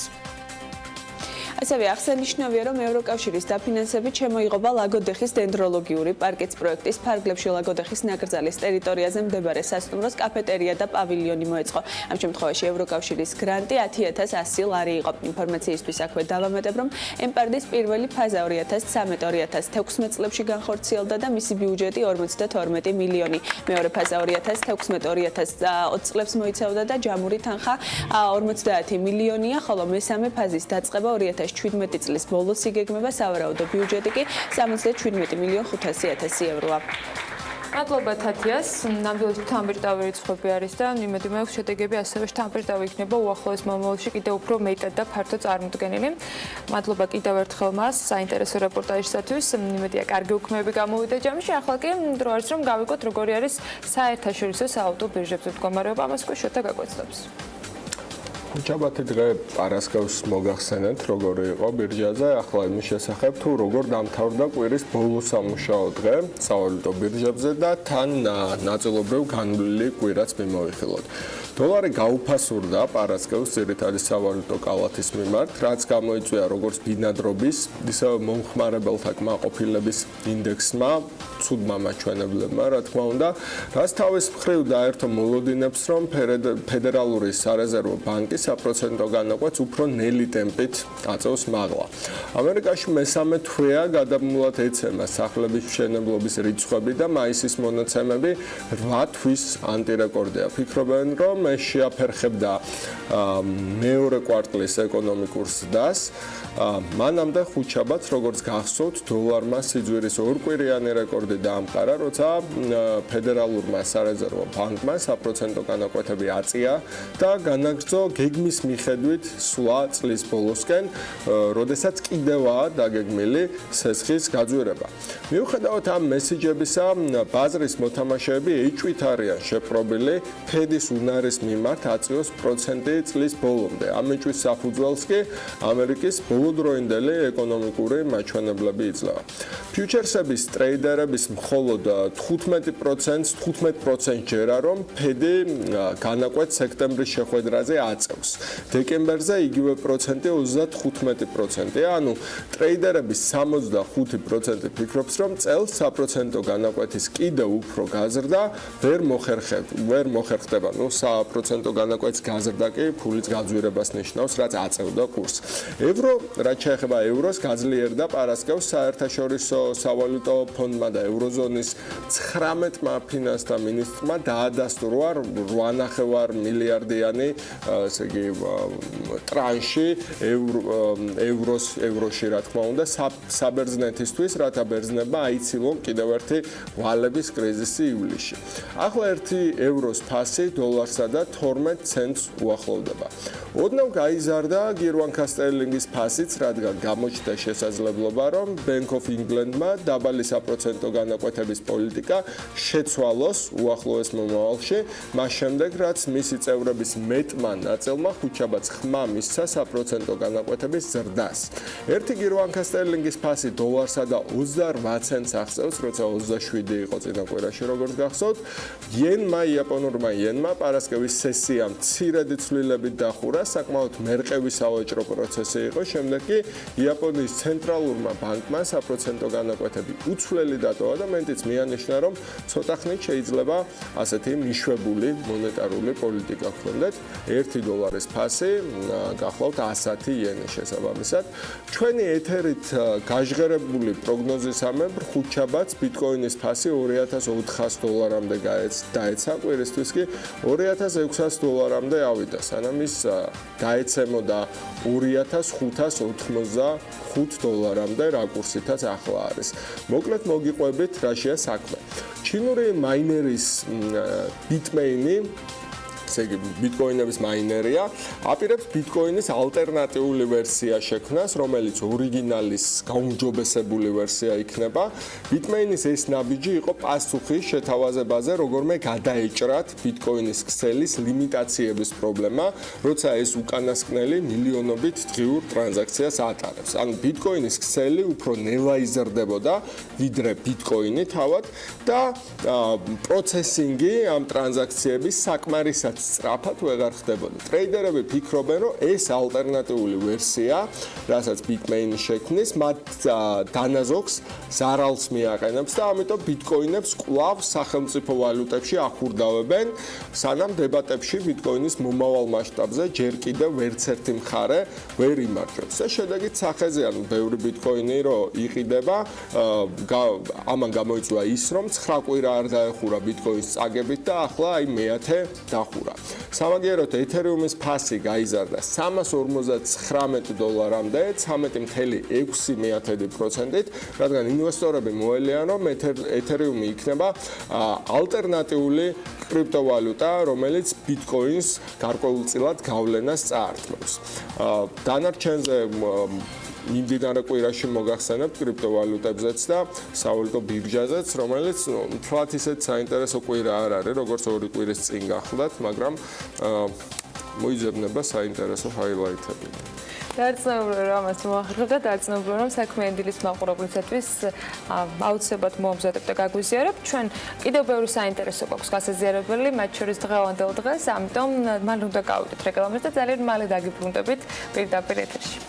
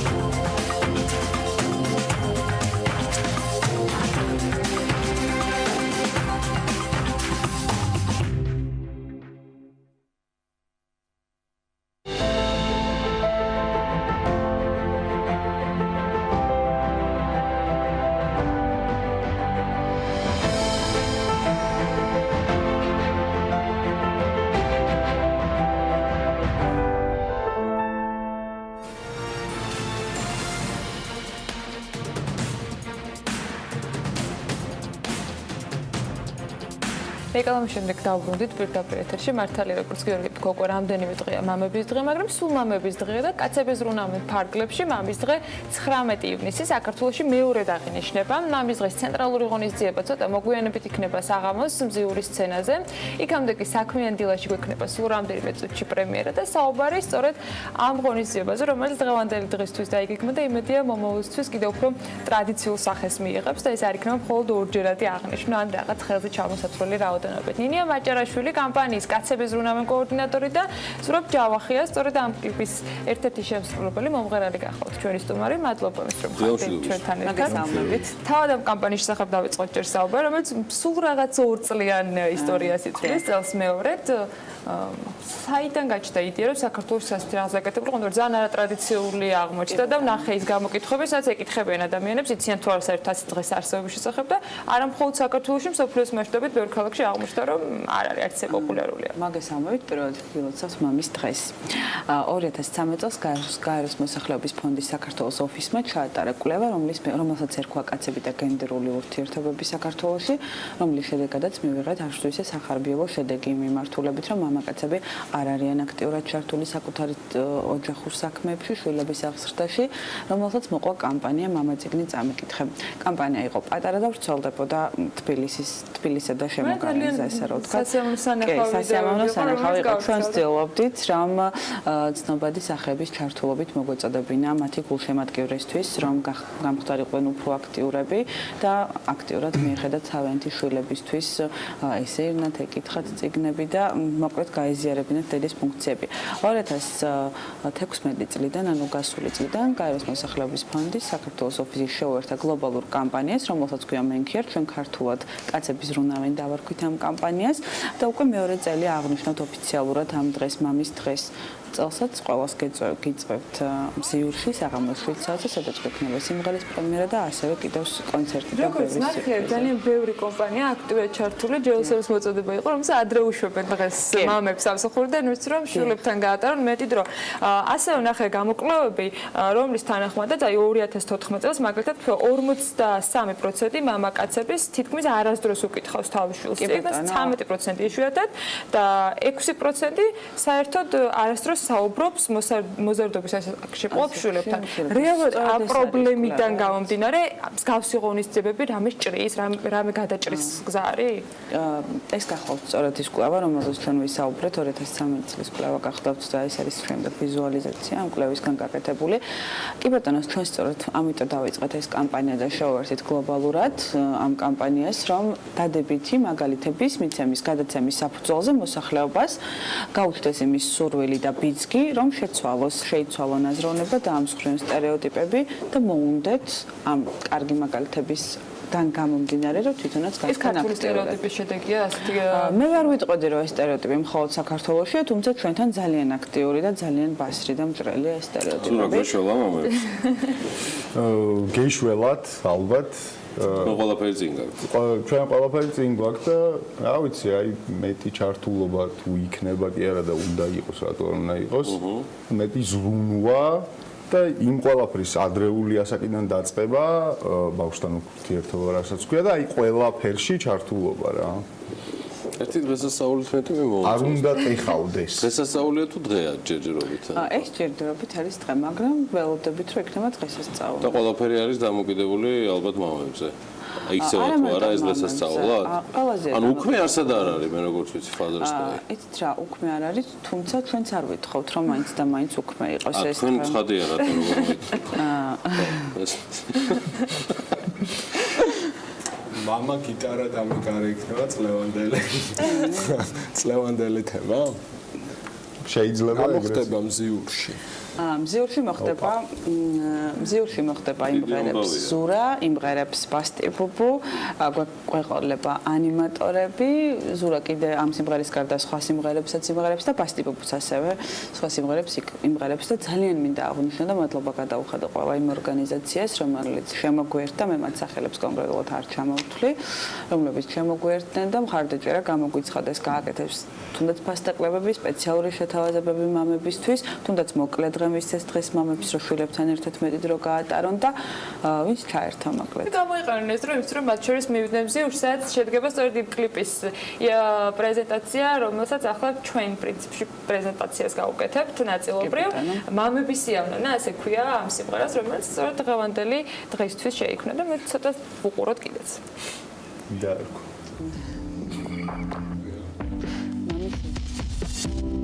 რამე მოგიყვები რამე და გეტყვი რა ხდება ცა როგორ ნათდება საათები ცვლიან წამებს რაღაც არ ხდება რაღაცა ახდება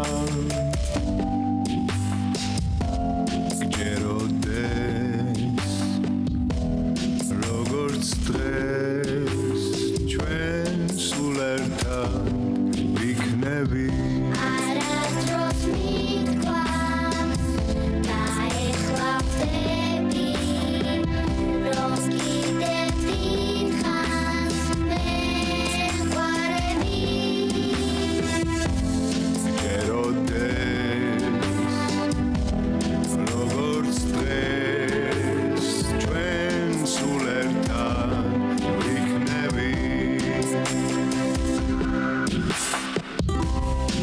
მე ჯერჯერობით мама არ ვარ.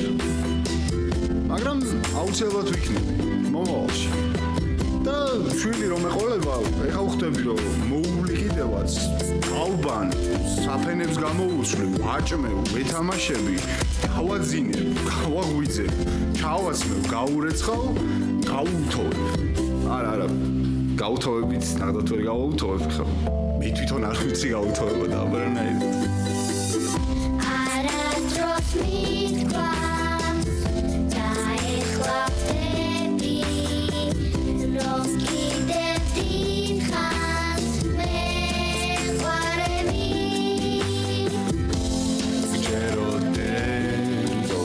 თავიდან ბოლომდე უბრალოდ ტექსტი და მუსიკა მთლიანად ზურაბ ჯავახიას ნამუშევარია. ნინია მაჭარაშვილმა თავის თავზე აიღო. ამ ნაწილშიც კამპანიის ფარგლებში კაცების ზრუნვა, სათაურის ავტორობა და ნახოთ ახლა დღეს იქნება მასშტაბურად ამ კომპოზიციის პრეზენტაცია მზიურში და შემდეგ ნახოთ როგორ დაიმკვიდრებს სახელს, როგორც მამების იავნანა მამის იავნანა, მე მოპატიეთ, მამის იავნანა და ამას შეეგუება თუ არა რა მომიწევს ავტორი არ იქნება ხალხური უსათაურო მაგრამ წაიღო სიმღერა და ეხლა მთლიანად იქნება კარგი ხალხო რა გრჩება კიდე საინტერესო ამასთან დაკავშირებით გარდა იმისა რომ მამა მიყვარხარ ძალიან ყველა 365 დღე წელიწადში გიჟდები ანონსი გრჩება ანონსი პრინციპში უკვე ვთქვით მაგრამ კიდევ ერთხელ გავიმეორებ რომ ზიურში 7 საათზე და ყველა მამას კომპანიები ბევრი ყავდა ხო იმიტომ ჩამონათვალი არ შემიძლია გავაკეთო იმდენი იყო მხარდაჭერა თან მე არ ვიცი თქვენთან ამდენად იგივე წესებია როგორც ყველგან კი ბატონო მაშინ ვერ ვიტყვი სახელებს კომპანიებისას თუ ვინ ბევრი ყავდა ასე რომ 7 საათზე ყველას მოიყვანეს ბავშვები არ არის თავარია დედამაც მოიყვანე იმიტომ რომ ძალიან მნიშვნელოვანია დედამას სწორად გაანალიზონ და სტერეოტიპების მიმართულებით ამ შემთხვევაში მათაც იფიქრონ რომ ძალიან ამ კვლევის მიხედვით ოჯახის საქმე გაყოფილია ქალის და მამაკაცის ქალებისა და ქალურ და მამაკაცურ საქმეებად მაგალითად ქალების საქმეთ აღიქმება კვლევის მიხედვით ყველაფერი რასაც ქვია შვილის აღზრდა სადილის მომზადება დაალაგება და მამაკაცების ფსიქიატრია რომ ფინანსურად უნდა უზრუნველყონ ოჯახი შესაბამისად ის რომ ქალებმაც სწორად აღიქვან რომ ორივეს აქვს მუშაობის უფლება და შესაძლებლობა ოჯახის ფინანსურად მომარაგება თუნდაც და ბავშვის აღზრდა და ორივეს პასუხისმგებლობა ესეც ძალიან მნიშვნელოვანია შესაბამისად მამებთან ერთად ველოდებით დედებს და ყველას მოვიწმით რომ მიყვარს გამორჩეულად ჩემი ოჯახი მე მოპატიეთ ამ სუბიექტივიზმისთვის თუ გნებოთ ეგოიზმისთვის ნინია მადლობა მადლობა თქვენ საინტერესო იყო საღამო 7 საათზე ზურა ჯავახია ბასტი ბუბუ ეს ყველაფერი ხდება მზიურში არ შეიძლება რომ არ ვეწვიოთ და არ დავიწყოთ ამ დღის აღნიშვნა მით უმეტეს არ ვიცი ხარ რამდენად ისე მამის დღე არის მამების დღე არის ეს მრავლობითია იქ ანუ უპენერი მორჩა გუშინ სადაც ზურა შესანიშნავად წარსდგა ზურა სცენაზე და რაღაცა underground მოტახილ სცენაზეც და ვისაც დაგრჩათ ბჭყალებში ნიხვატკა მიდით ზიურში მამები როგორც ყოფილები ასე ახლანდელები და მომავალში მამები მადლობა ნინია მაჭარაშვილს მობრძანებისთვის და წარმატებებით დღეს მას სულ რაღაც 2 საათში კიდევ შევხვდებით ესეა?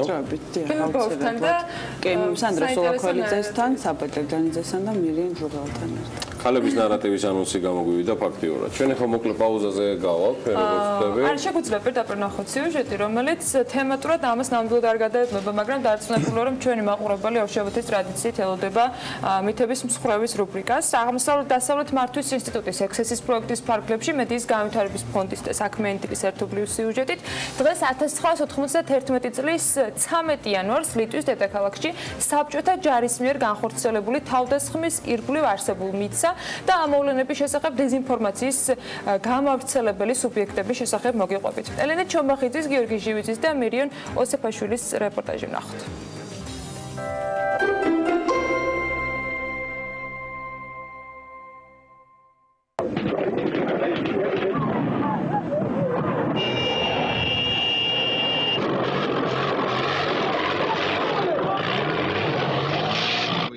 1991 წლის 13 იანვარს ლიტვის ტელეცენტრთან უდანაშაულო პროტესტანტებზე საბჭოთა ჯარის თავდასხმას 14 ადამიანი ემსხვერპლა. 1000 ადამიანი კი დაშავდა. ჯარის მიერ მშვიდობიან პროტესტანტებზე განხორციელებული თავდასხმა 1990 წლის 11 მარტს ლიტვის დამოუკიდებლობის აღდგენას მოყვა, რომელიც ქვეყანამ 1940 წლის ივნისში დაკარგა. დამოუკიდებლობის აღდგენამდე დაახლოებით ერთი თვით ადრე საბჭოთა კავშირის ლიდერმა მიხეილ გორბაჩოვმა ლიტვას საბჭოთა კავშირის კონსტიტუციის აღდგენისა და არაკონსტიტუციური კანონმდებლობის გაუქმების ულტიმატუმი წაუყენა, რაზეც ლიტვის პარლამენტმა უარი განაცხადა. შედეგად კი ქვეყანაში კრემლმა ანტიტერორისტული ალფა ჯგუფი და ფსკოვის საჰაერო სადესანტო მოიერიშეთა ბრიგადის მედესანტეები შეიყვანა. ლიტველების დამოუკიდებლობისათვის ბრძოლას პოლკოვნიკი ტრისტან წითელაშვილი ლიტველების მიერ პროვოცირებულად აფასებს და ისტორიის გადაფასებას ცდილობს. მისი მტკიცებით აღნიშნული სპეცოპერაცია ვაშინგტონში დაიგეგმა და როგორც წითელაშვილი ირწმუნება, მას მოძრაობა საჯუდისის ერთ-ერთი ლიდერი და ამერიკის ცენტრალური სადაზვერვო სააგენტოს აგენტი ლიტვაში ეროვნებით ლიტველი აუდრიუს ბუტკიავიჩუსი ედგა სათავეში. აუდრიუს ბუტკიავიჩუსმა ჯგუფს გადაასვა საბჭოთა კავშირის ჯარების ფორმა, ღამით აიყვანა ტელებაშინიაზე და აიქიდან გახსნა უკვე მშვიდობიანი მომიტინგეების წინააღმდეგ ცეცხლი, სადაც ესე იგი დაფიქსირდა უკვე საზოგადოებაში, ტელევიზიებში, პრესაში, რომ თითქოს ცეცხლი გაუხსნეს საბჭოთა კავშირის ჯარებმა მშვიდობიან მომიტინგეებს და ამის ფონზე მუხტმა უფრო ესე იგი სწრაფი განვითარება მიიღო. მსგავსი პროპაგანდისტული მესიჯის პირველ წყარო რუსი ჟურნალისტი ალექსანდრ ნევზოროვია. 15 იანვარს ცენტრალური ტელევიზიის პირველი არხის ეთერში ნევზოროვის 15 წუთიანი პროპაგანდისტული ფილმი „ჩვენები“ გავიდა, სადაც ავტორი საბჭოთა ჯარს სამშობლოსათვის თავდადებულ გმირებად წარმოაჩენდა. ფილმის მიხედვით საბჭოთა ჯარი ძალის გამოყენებას არ აპირებდა და ლიტვის მთავრობა იტყუება, როდესაც დემონსტრანტები სიკვდილს საბჭოთა ჯარს აბრალებს. შფოთავენ პოლიტიკოსები, დიდები და პატარები, ბინძურები, ლიტვური კოშმარის ხარჯზე სახელს იხვეჭენ, მაგრამ მათ არც ერთ მათგანს მყვირელს და გაგიჟებულს არ შეუძლია და არ უნდა გაიგოს, რომ ჩვენ არ გვაქვს უფლება მსხვერპლად შევწიროთ ასობით ათასი ჩვენი უკრაინელი, რუსი, პოლონელი. მათზე არავინ იფიქრა და არც არავინ იფიქრებს.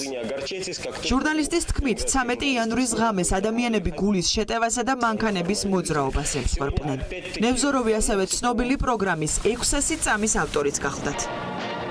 მთელი თაობები გაიზარდნენ აი ამ ფაშისტურ ნაგავზე, როგორც ალექსანდრე ნევზოროვის გადაცემები იყო. დაახლოებით ეს ისეთივე ინფორმაცია, რომ ვთქვათ, რომ 1999 წლის 9 აპრილს ქართველებმა თვითონ ესროლეს თავიანთ თავს, თვითონ დაისახიჩრეს თავიანთი თავი და თვითონ მოიწამლეს თავიანთი თავი. ეს არის სრული აბსურდი. 1991 წლის 17 იანვარს ნევზოროვის ფილმს The New York Times-ი გამოეხმაურა. ამერიკული გამოცემა აღნიშნავდა, რომ ფილმში ნევზოროვი მოვლენებს მხოლოდ ერთი მხარის პოზიციიდან ტენდენციურად აშუქებდა და მისი ნარატივი ფაქტების ფაბრიკაციას ემსახურებოდა. სტატიის თანახმად, ნევზოროვს ინტერვიუ არც ერთი ლიტველისგან არ ჰქონდა აღებული. გამოცემა ასევე ხაზს უსვამს, რომ ერთ-ერთ კადრში ჟურნალისტი თავადაც შეიარაღებულია და მხარზე კალაშნიკოვის ტიპის იარაღი აქვს გადაკიდებული. ნევზოროვისა და არა მარტო მის მიერ 13 იანვრის მოვლენების დამახინჯებით გავრცელების ფაქტს ვილნიუსის სახელმწიფო უნივერსიტეტში რუსეთის პროპაგანდის მეცნიერ მკვლევარი ნერიჯუს მალიუკევიჩიუსიც ადასტურებს. 13 იანვრის მოვლენებს ძალიან დიდი მნიშვნელობა აქვს ჩვენი ქვეყნის დამოუკიდებლობის ისტორიაში. წარმოიდგინეთ, ათასობით უდანაშაულო ადამიანი, ისევე როგორც პარლამენტის წევრები, შეიკრიბნენ ქვეყნის ტელიანძასთან, რათა მშვიდობიანი გზით გამოეხატათ მთავარი სურვილი, ლიტვის დამოუკიდებლობის სურვილი. აი ასეთი უდანაშაულო და მშვიდობიანი ადამიანები გახდნენ სწორედ საბჭოთა სამხედრო ძალების სამიზნეები. მას შემდეგ კი ნევზოროვის მსგავსი კონსპირაციული თეორიების ავტორები უტიფრად ცდილობენ პროპაგანდისტული დეზინფორმაციის გავრცელებას და ათასის სისულელის მტკიცებას. თითქოს ეს ხალხი თავისივე თანამოაზრეებმა მოკლეს და საბჭოთა ჯარი უდანაშაულოა ამ მოვლენებში. მსოფლიო ისტორიას საბჭოთა ჯარის მიერ განხორციელებული არაერთი სასტიკი თავდასხმა და ინციდენტი ახსოვს. მათ შორის 1991 წლის ლიტვის მოვლენებამდე 2 წლით ადრე, 1999 წლის 9 აპრილს, მათ მიერ რუსთაველის გამზირზე ქართველების მშვიდობიანი აქციის დარბევა. ამ საბჭოთა აგრესიას 21 ადამიანის სიცოცხლე შეეწირა. არსი საბჭოთა მანქანის სახელმწიფო მანქანის მოქმედების აბსოლუტურად ერთი და იგივეა აგრესია თავისუფლებისადმი ამა თუ იმ ერის თავისუფლებისადმი სწრაფვის საწინააღმდეგოდ. იგივე ამბავთან ჰქონდა ჩვენთანაც საქმე და შემდეგ უფრო ნაკლები მასშტაბით ლიტვაში. Nobody proves that these were Soviet troops who killed. ნევზოროვისა და წითელაშვილის ანალოგიურ ვერსიას ლიტველი პოლიტიკოსი ალგირდა სპალეცკისიც აქტიურად ავრცელებდა.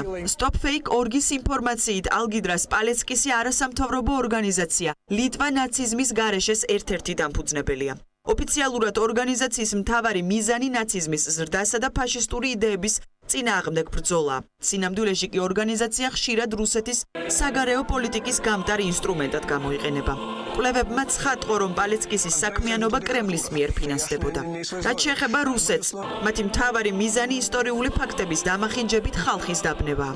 ევროპული პოლიტიკის ანალიზის ცენტრის კვლევების მიხედვით, იგი ამისათვის ისეთ ტექნიკურ მეთოდებს იყენებს, როგორიცაა ფაქტების უარყოფა და გაყალბება, კონსპირაციული თეორიების გავრცელება და კონტექსტით მანიპულირება. შესაბამისად 1991 წლის მოვლენებით მანიპულირება რუსული პროპაგანდის ერთ-ერთი გავრცელებული გზავნილია.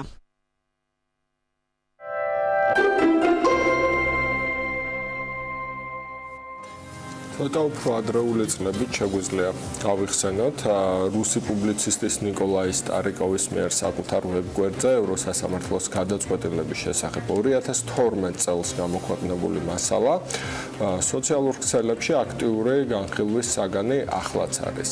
სტარიკოვის თანახმად ევროსასამართლომ 1940 წლის კატინის ტრაგედიის გამოძიებაზე პასუხისმგებლობა მოიხსნა და ყალბად ცნო ყველა დოკუმენტი, რომელიც სტალინს კატინის ტრაგედიის მოწყობასა და პოლონელი ოფიცრების სიკვდილში ადანაშაულებდა.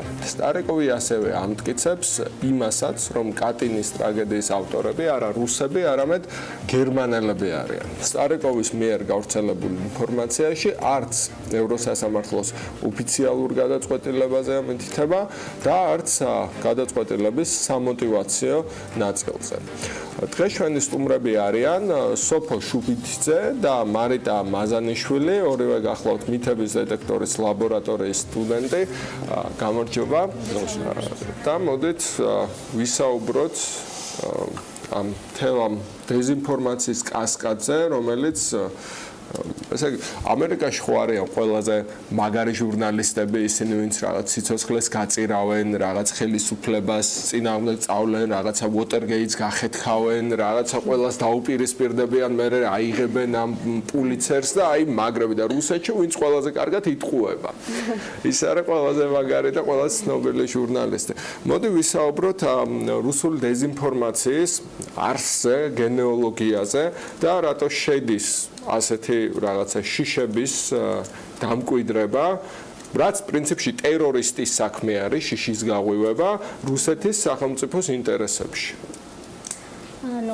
ზოგადად ისტორიის გაყალბება ალბათ ყველაზე ერთ-ერთი სახიფათო და საშიში დანაშაული არის, იმიტომ რომ ისტორიას ადამიანები ყველაზე ხშირად იყენებენ თქვათ არგუმენტირებისას და რაღაც აზრის დასაბუთებისას და როცა შენ ამ ისტორიას გაყალბებული სახით აწვდი, შეიძლება რიგითი ადამიანი არ იყოს მეცნიერი, მას არ ჩაეძიოს და დაიმახსოვროს ის მესიჯი, რაც შენ უთხარი, რახან ეს არის ისტორიული ფაქტი, ამას ადვილად ასე ვთქვათ იმახსოვრებს და რუსეთის ხელისუფლებისგან ყველაზე ასე ვთქვათ ნაცადი მეთოდი არის ამ ისტორიის გაყალბების მეთოდი. ეს ნიკოლაი სტარიკოვი, რა თქმა უნდა, ერთ-ერთი რუსი ნაციონალისტი არის, მისი პარტიის დევიზიდან გამომდინარე ის ამბობს, რომ რუსეთი უფრო დიდი არის, დიდებულია ვიდრე მსოფლიო. ამას რომ დავინახავთ, უკვე ჩვენ მივხვდებით, ასე ვთქვათ, მის იდეოლოგიას და ასე ვთქვათ, მის მთავარი მიზანია, რომ ხარი დაუჭიროს რუსეთის არსებულ ხელისუფლებას და კატინის ტრაგედია, მინდა ძალიან კაფეოდ აღნიშნო, რომ ერთ-ერთი მტკივნეული წერტილი იყო რუსეთისა და პოლონეთის შორის ურთიერთობაში. აქ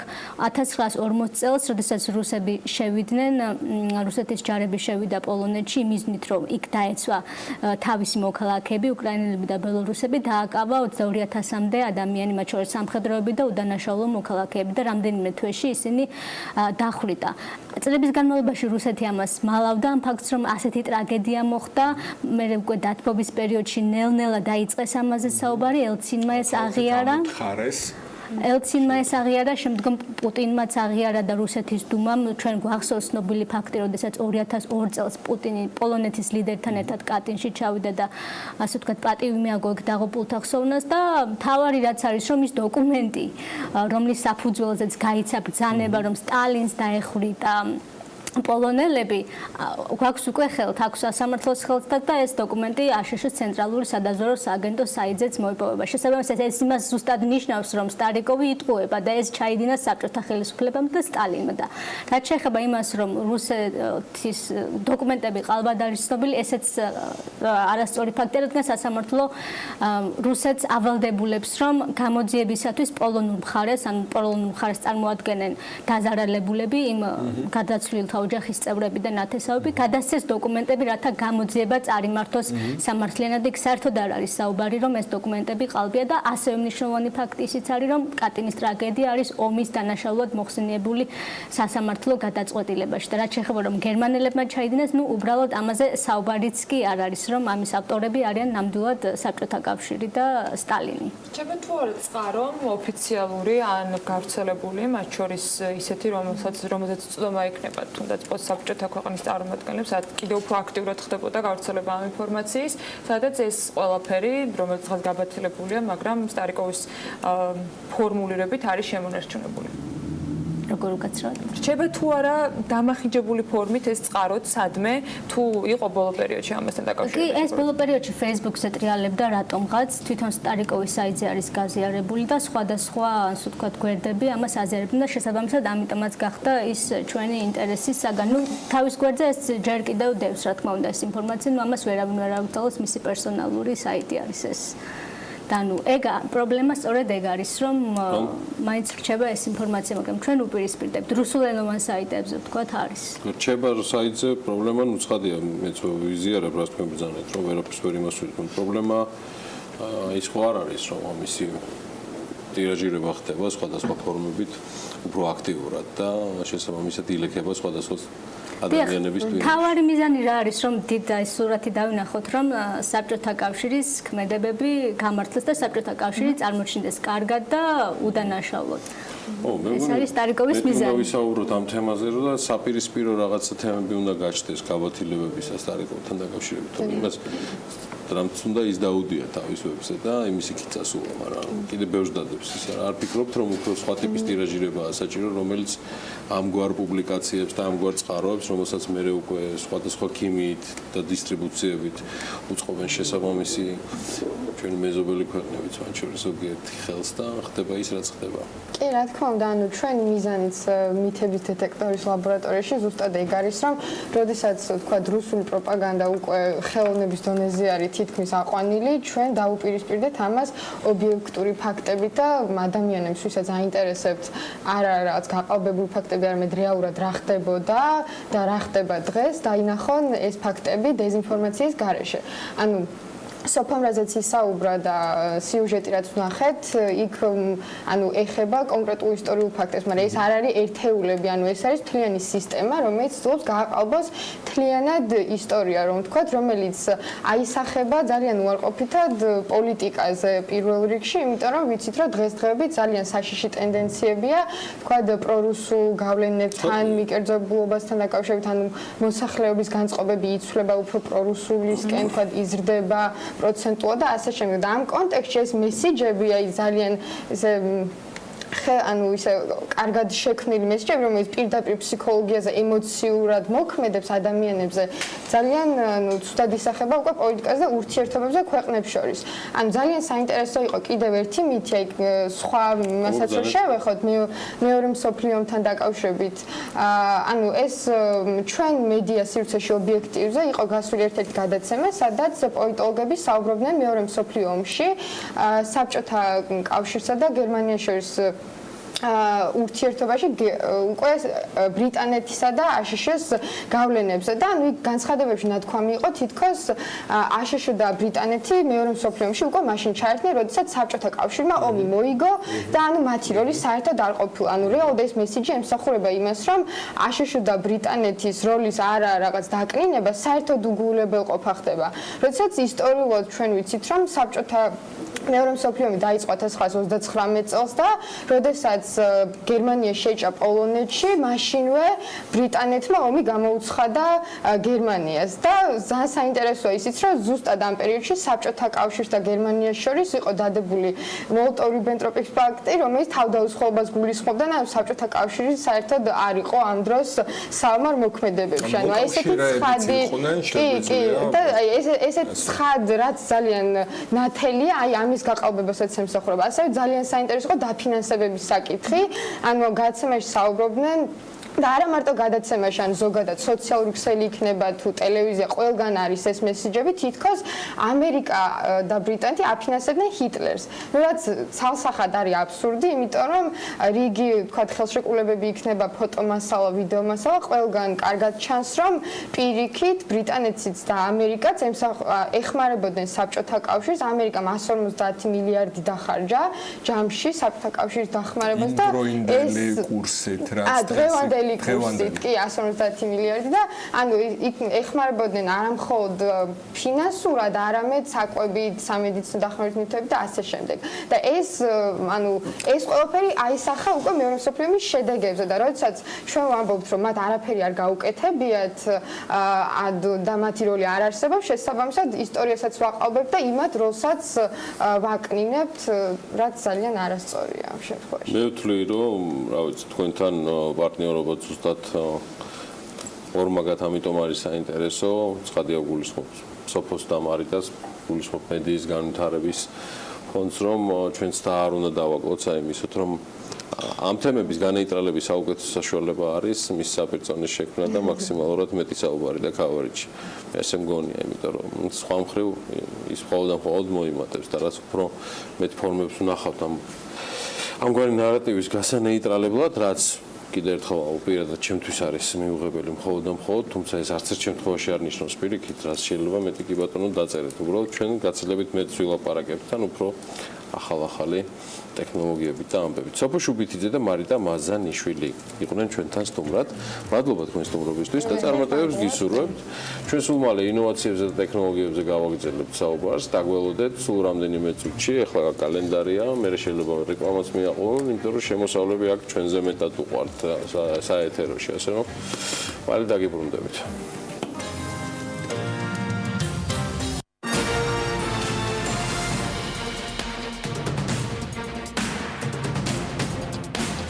ინოვაციებისა და ტექნოლოგიების სააგენტო ბიზნესისა და ტექნოლოგიების უნივერსიტეტთან ერთად ახალ პროექტს იწყებს ციფრული უნარების განვითარება და ონლაინ დასაქმების პლატფორმა ყველა მსურველთათვის, ყველა მსურველისთვის. საპილოტო ტრეინინგ ვერსია კასპის ბიზნესისა და ტექნოლოგიების გადამზადების ცენტრში ჩატარდა, ამას თავისი მიზეზიც აქვს, ჩემო ბატონო, რას ნიშნავს ციფრული უნარების განვითარება და ონლაინ დასაქმების პლატფორმა ყველა მსურველისთვის. რა მიზანს ემსახურება? მოდი მოვიკითხოთ, რა შედეგს ელოდებიან ორგანიზატორები. გიორგი გინწურაშვილი, ინოვაციებისა და ტექნოლოგიების სააგენტო სტრატეგიული კომუნიკაციების დეპარტამენტის უფროსი და ნინო ენუქიძე, საქართველოს ტექნოლოგიებისა და ბიზნესისა და ტექნოლოგიების, აი ვიცი, რეაქცია თან შევხედე. საკმაოდ ხშირი ჩვენი სტუმარი მე ეს მახარებს, იმიტომ რომ ის ხშირი არ ჩამოუვარდება თანაწამყვანების რანგს. დინო ენუქიძე, დეკანი ამ უნივერსიტეტისა არის ჩვენთან ერთად დილომშვიდობის. დილომშვიდობის. აბა დავიწყოთ ახლა. სოციალურ ქსელში საკმაოდ აქტიურობა იყო თემასთან დაკავშირებით, რაც ვნახეთ. თქვენ ზოგადად ამასთან დაკავშირებით არის ჩვენს რას ემსახურება ეს სატრეინინგო პროგრამა ცოტა უფრო მეტად და დეტალურად. ეს პროგრამა ემსახურება ძალიან დიდ მისიას, რასაც ქვია მაქსიმალურად ყველა ადამიანის, ვინც ამას საჭიროებს, დასაქმება დისტანციურ სამუშაო პოზიციებზე, რომელიც მსოფლიოში ძალიან პოპულარული არის. ამაზე წვდომა პრინციპში ყველას ამ წუთასაც აქვს, მაგრამ ინფორმაციაზე წვდომა არის ძალიან ნაკლები, ეს ერთი. და მეორე უნარების პრობლემა არის, ვინაიდან ის პროფესიები, რომელშიც ყველაზე მაღალი არის მსოფლიოში მოთხოვნა, ის საჭიროებს გარკვეულ ცოდნას, გარკვეულ უნარებს, რომელიც ჩვენ გვინდა, რომ ამ პროექტის ფარგლებში შევძინოთ ყველა ბენეფიციარს, რომელიც ჩაერთვება ამ პროექტში. ეს პროექტი დაანონსდა არც თუ ისე დიდი ხნის წინ ჩვენ ბიზნესისა და ტექნოლოგიების უნივერსიტეტი როგორც ერთ-ერთი ინიციატორი ამ პროექტის და აუცილებლად უნდა აღინიშნოს ძალიან დიდი როლი, რომელიც ასევე ერთ-ერთმა ინიციატორმა კასპის მაჟორიტარმა დეპუტატმა ირაკლი მეზურნიშვილმა გამოიჩინა. ეს იყო ძალიან დიდი ნაბიჯი გადადგმული იქით, რომ დღეს კასპში უკვე გადამზადებული არის რამოდენიმე ათეული ადამიანი, რომელიც პროექტის ამიტომ შეიქმნა კასპში. ხო, პირობითად ჩვენ ამას დავარქვით საპილოტო პროექტი, მაგრამ საბოლოო ჯამში ამან მოგვცა იმდანად კარგი შედეგები, რომ ჩვენ უკვე ვამბობთ, რომ ეს პროექტი ჩაშვებულია, ეს პროექტი დაწყებულია, შემდგარია და იმ ვებინარების და სემინარების კომპლექტით, ასე ვთქვათ, რომლითაც ხდება გადამზადება. პირველი кейსი იყო ძალიან წარმატებული, ამიტომ გადავწყვეტეთ, რომ ეს იყოს მასშტაბური, ეს გავრცელდეს ყველა რეგიონში, რაც კი არსებობს საქართველოში. წარმატებულობა რაში მდგომარეობს? წარმატებულობა იმაში მდგომარეობს, რომ ეს ადამიანები დაეუფლენ კონკრეტულ პროფესიას, არა, უფრო უნარებს და შეძლეს ამ უნარების შესაბამისი სამუშაოს პოვნა და თანხის გამომუშავება. და რა იყო წინაპირობა იმისთვის, რომ გადასამზადებელთა რიგებში მოხვედრილი იყვნენ, ანუ ვინ შეირჩა, როგორ შეირჩა, ან ადამიანები, რომლებიც არ იციან საერთოდ რაზე მიდიან, რა უნდა ისწავლონ, აი როგორ აკეთებენ არჩევანს, რომ მოხვდნენ ამ ტრენინგებზე. სწორედ ამიტომ, მაგალითად კასპიდან დაიწყო ძალიან დიდი რაოდენობის საინფორმაციო შეხვედრები და ინფორმაციის გავრცელება მაქსიმალურად ყველასთან, ვისაც კი შეიძლება ეს ინფორმაცია მიეწოდოს. საინფორმაციო შეხვედრებზე განემარტათ დეტალურად ყველა დაინტერესებულ პირს, რას ნიშნავს პროექტი, რა ხანგრძლივობა აქვს, რა შედეგზე არის ორიენტირებული და შემდეგ პრინციპში ყველა დაინტერესებულმა პირმა მიიღო ეს გადამზადება. ეს არ ყოფილა რაღაცა წინდასწარ განსაზღვრული რაოდენობა, რომ მხოლოდ რაღაც X რიცხვს გადავამზადებდით, ესე არ იყო. გადამზადდა ყველა, ვისაც ჰქონდა ამის ინტერესი და მინდა ვთქვა, რომ 100% მათ შორის, ვინც გადამზადდა, მათ იპოვეს თავისთვის საინტერესო სამუშაო პოზიციები, შეასრულეს ეს სამუშაოები და მიიღეს პირველი ანაზღაურება. ანუ ეს პირველი ძალიან მნიშვნელოვანი ნაბიჯები უკვე გადადგმული არის. იმ რეალობაში, როცა გასულ კვირას საუბრობდით იმ რეიტინგზე, რომელთაც საქართველო 97 ადგილს იკავებს ზუსტად მახოს რიცხვი ინტერნეტის ხელმისაწვდომობის კუთხით. ეს პროექტი რამდენად არის მიმღებლობის უნარი რამდენად არის მის მიმართ და შესაძლოა თქვა ერთი მაგალითი იყო საკმაოდ წარმატებული და ასეთი კარგი შედეგი როცა არსებობს რომ უკვე შემოსავლების მიღების შესაძლებლობა გაუჩნდათ ადამიანებს სხვა ანუ კასპი იყო გამორჩეული რამით თუ სხვა რეგიონებში იგივე ეს მიღწევადობა შესაძლებელი ანუ რა ახასიათებს ასეთ პროექტს რეალურად სწორედ ამ მიზეზით ჩაერთო ერთ-ერთი ყველაზე მიზეზი სააგენტოს ჩართულობის ზუსტად ეს იყო სააგენტო ახორციელებს ინოვაციების ცენტრების პროექტს რეგიონებში უკვე არსებობს 4 საპილოტო ცენტრი როგორც მოიხსენება ზუგდიდში რეგიონალური ინოვაციების ცენტრი ჰაბი ასევე მცირე ცენტრები არის ხარაგაულში ბაღდადში სოფელ ჭოპორტში ბიბლიოთეკების ბაზაზე ეს არის საპილოტო ლოკაციები სადაც იტესტება სხვადასხვა პროგრამები და შემდეგ უკვე მსოფლიო ბანკის მხარდაჭერით გაიხსნება 8 რეგიონალური ცენტრი და 50 ცენტრი ბიბლიოთეკების ბაზაზე ტექნოლოგიური მხარდაჭერა გარდა ინტენსივობის ანუ არის რამე განსაკუთრებული კომპიუტერული დახრილობა ასე ჩათვალეთ ტექნოპარკში რაც გვაქვს სერვისები იმის მინიმ მოდელები ასე ვთქვათ აქ არის საერთო სამუშაო სივრცეები კომპიუტერული ოთახები ბავშვებისთვის მიკროელექტრონიკის სივრცეები რეგიონალურ ცენტრებში უკვე ფაბლაბის აპარატურაც იმისათვის რომ იქ იყოს ძალიან იმის გარემო რომ პირველ რიგში მსგავსი პროგრამები განხორციელდეს და ტრენინგები ჩატარდეს და მეორე მხრივ იქ უკვე შექმნილ ინიციატივებს გუნდებს გქონდეთ ყველანაირი რესურსი რომ იდეები არ დარჩეს მხოლოდ იდეებად სააგენტო ზუსტად ამ მხრივ ჩაერთო ამ ინიციატივაში რომ პროექტი მასშტაბირებას კასპიდან პოვებს ყველა ამ ლოკაციაში საპილოტო ლოკაციებში წლის ბოლომდე რამდენიმე ლოკაცია ასევე დაგვემატება და როგორც თქვი მსოფლიო ბანკის მხარდაჭერით უკვე მთელ საქართველოში ასეთი ცენტრები შეიქმნება. თუმცა რა თქმა უნდა ეს არ არის მხოლოდ ინფრასტრუქტურა, აქ ყველაზე მნიშვნელოვანი არის ინფორმაციის მიტანა და ის ინიციატივები, ღონისძიებები, ტრენინგები, რაც იქ ტარდება, როგორც ნინო ახსენა, ძალიან მნიშვნელოვანია რომ რეგიონებში ხალხს კონდეს ცოდნა პირველ რიგში ინფორმაცია ამ ყველაფრის შესახებ. ამ პროგრამით ზუსტად ეს გვინდა რომ მივიტანოთ, რომ დისტანციურად სწავლის მიღება გიორგი გამოდგა კარგი მაგალითი. კასპში ზუსტად მაჟორიტარის ინიციატივით ახალხან შეიქმნა ბიზნესის და ტექნოლოგიების გადაუზადების ცენტრი პტუ-სთან ერთად. ესეც ანალოგიურად კომპიუტერული სივრცეა, სადაც ტრეინინგების ჩატარების საშუალება გვაქვს და ადგილობრივებისგან საკმაოდ დიდი დაინტერესება იყო და ზუსტად იქ დავიწყეთ ამ კონკრეტული პროექტის საპილოტე პროგრამა, რომელიც მასშტაბირებას უკვე ერთ წლის თავზე დაახლოებით რამდენ ადამიანთან დაკავშირებით გეგმავთ რომ კონკრეტული შედეგი დაიდოს? აი რამდენი ადამიანი ქნა ტრენინგი ადამიანთან ძალიან დიდი მასშტაბური პროექტი. კი, პირდაპირ შემიძლია ვთქვა, იმიტომ რომ ამ პროექტის განვითარებას ხედავთ იმაში, რომ შეიქმნება ტექნოლოგიური კლასტერები, რომელიც შეიქმნება ყველა რეგიონში. კლასტერში გულისხმობ იმას, რომ ამაში ჩაერთვება რაც შეიძლება მეტი სხვადასხვა გადამზადების ცენტრი, რაც კი არსებობს. მაგალითად, არის რამოდენიმე არასამთავრობო ორგანიზაცია, რომელსაც უკვე აქვს გაკეთებული სხვადასხვა კომპიუტერული ცენტრები რეგიონებში და მათი ძალიან დიდი სურვილი იყო ამ პროექტში ჩართვა და ის რომ აი ამ არსებულ ცენტრებში მომხდარიყო ადგილობრივი მოსახლეობის გადამზადება ჩვენი ვებინარების და სემინარების დახმარებით და აი ეს ტექნოლოგიური კლასტერები სწორედ უზრუნველყოფს იმას რომ საუბარი არის არა 100 და 200 ბენეფიციარზე საუბარი არის ათასობით ადამიანზე. ორგანიზაციული ფორმა რა არის ეს ადგილობრივი კლასტერების ეს არის კონი ჩართულობით ან რა ბენეფიტია ანუ რა გუნდი იკრიბება იქ ხა ის რაც გააკეთა მეზურნიშვილმა კასპში ის გააკეთა იმიტომ რომ წინ იყურება და ტექნოლოგიებზე და რაღაცებზე ფიქრობს და არ ფიქრობს თქვა მარტო პირობითად მარტო უფასო სასადილოებზე რაც საჭიროა თავისი ის არის მაგრამ მგონია რომ წინ უნდა გაიხედო ამიტომ ეს კარგი და მოსაწონი ნაბიჯია ეს მოსაწონი ნაბიჯია ინოვაციების ცენტრები რეგიონალური ცენტრები არის ცალკე ორგანიზაცია დიახ ანუ ცალკე დამოუკიდებელი გიორგი რო აუხსნა დიახ აი მაგალითად ტექნოპარკის ზუგდიდი ეს არის დამოუკიდებელი ორგანიზაცია რომელიც ექვემდებარება ინოვაციების და ტექნოლოგიების სააგენტოს თუმცა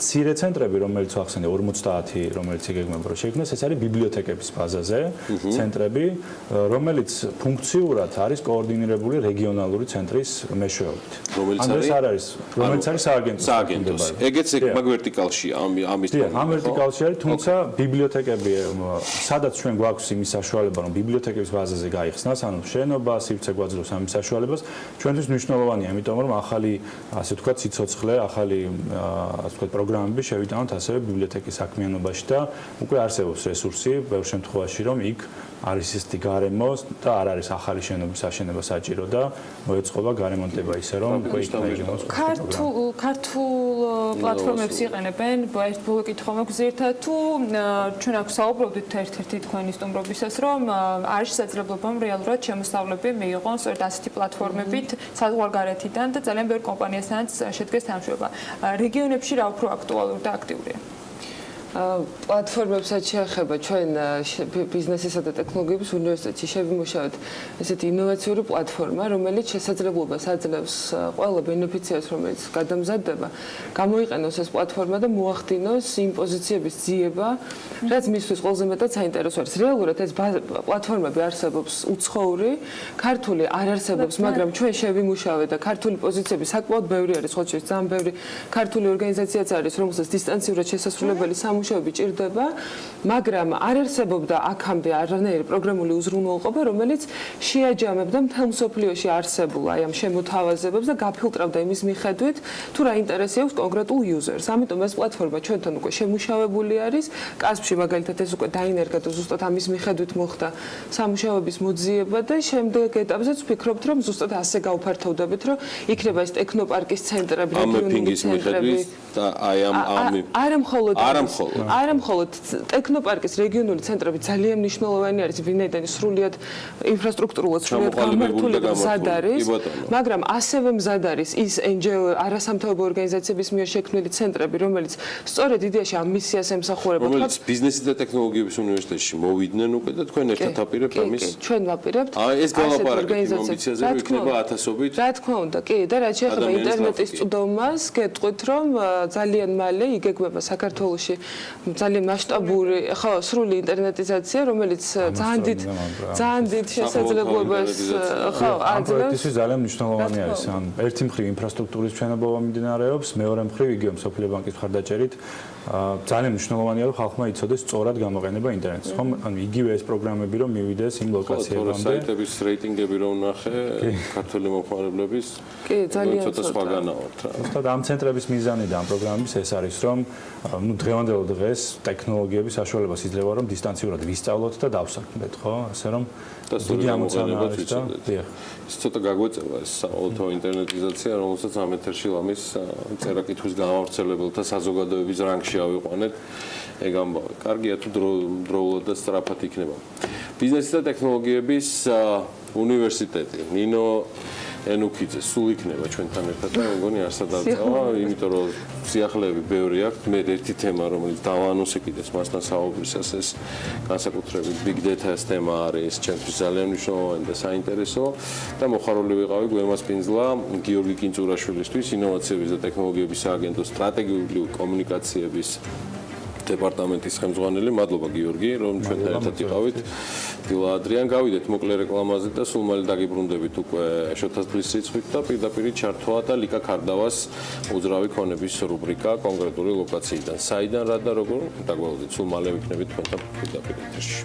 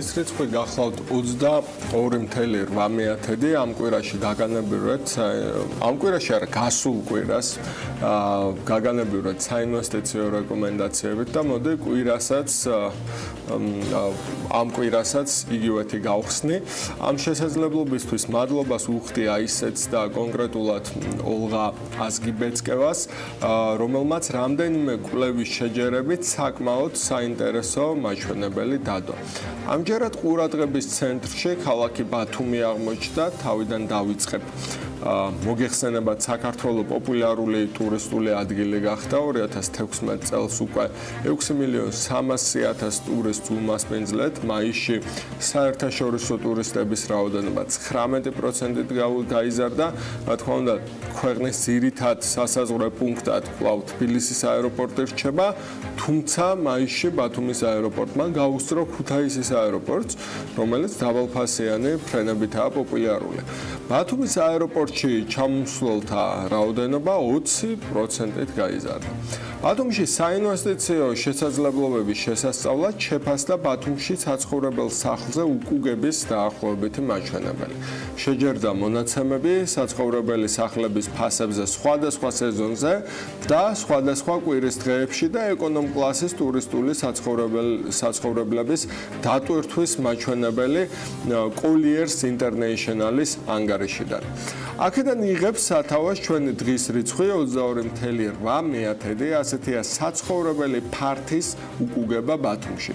თუ მაგალითად შეიძენთ 50 კვადრატულ მეტრ საცხოვრებელ ფართს, რომლის ფასია 720 ამერიკული დოლარი კვადრატულ მეტრზე, ანუ სულ 36000 დოლარი და გააქირავებთ 65-80 დოლარად ღამეში, ასევე იმ დათქმით, რომ წლის განმავლობაში თქვენი ფართი დატვირთული იქნება 33%, ანუ წლის განმავლობაში მე-13 დატვირთული იქნება, მიიღებთ წლიურ 22.8%-იან უკუგებას.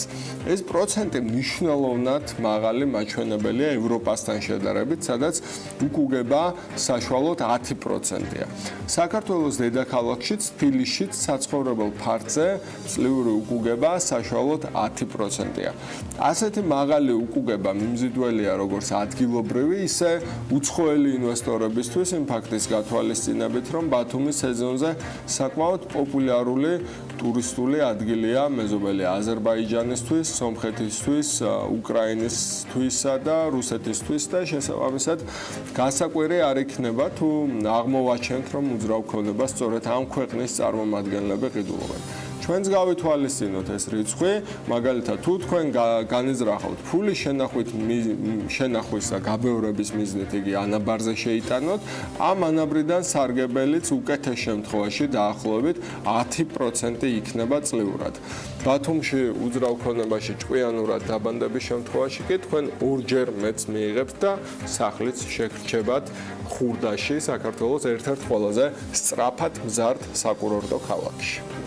მადლობა შეთეს საინტერესო დღეს რიცხვისთვის და დაანონსებული ჩვენი გარე ჩართვა უნდა წარმოვიდგინო პრინციპში ლიკა ქარდავა დღეს მასპინძლობს თუ ლიკა ქარდავას მასპინძლობს მოკლედ საქმიანი დილა მასპინძლობს ლიკა ქარდავას მასპინძლობს SEO დეველოპმენტი და თავად SEO დეველოპმენტის მასპინძელია ლიკა ქარდავა საინტერესო დეველოპერული რუბრიკით ლიკა დილა მშვიდობის დილა მშვიდობის ანა, მოგესალმებით, მივესალმები მაყურებელს განსხვავებული ლოკაციიდან. ჩვენ ვიმყოფებით ზღვის დონიდან 470 მეტრის სიმაღლეზე, SEO დეველოპმენტის სამომავლო საუნივერსიტეტო შენობაში, ცოდნის ტაძარში, რომლის მშენებლობა სექტემბერში დასრულდება. ჩვენი მასპინძელია SEO დეველოპმენტის გენერალური დირექტორი, რომელიც ზურა მექვაბიშვილი, რომელიც დეტალურად მოგვიყვება ამ უნივერსიტეტის შესახებ. ზურა, პირველ რიგში ძალიან დიდი მადლობა, რომ ჩვენი მასპინძელი ხართ. რა სიახლეს, რა ინფრასტრუქტურა შესთავაზებს უნივერსიტეტი მის სტუდენტებს, ლექტორებს და რა სიახლეს შემოიტანს საგანმანათლებლო სექტორში? ლიკა, მოგესალმებით, მივესალმები თქვენ ტელემაყურებელს. დიდი მადლობა გადაცემის შემოწმებისთვის და საინტერესო თემის გაშლისთვის. როგორც აღნიშნეთ, დღეს ახლა ვიმყოფებით უნივერსიტეტის SEO-ს რიგით მეოთხე ახალ მშენებლობაზე, რომელიც ძალიან მალე უკვე მშენებლობის ფაზა დასასრულს უახლოვდება და დაახლოებით სექტემბერში მივიღებთ ახალ სტუდენტს. რაც შეეხება SEO-ს ახალ მშენებლობას, ეს არის დაახლოებით 35000 კვადრატულს მოიცავს და ის გათვლილი არის დაახლოებით 10000 სტუდენტზე. უნივერსიტეტის SEO-ს მეოთხე შენობა გამოირჩევა თავისი მასშტაბით და უნიკალურობით. აქ იქნება განთავსებული ორი ატრიუმი, ერთი რომელი პირველი ატრიუმის სიმაღლე იქნება 6 სართულის დონეზე, მეორე იქნება 3 სართული.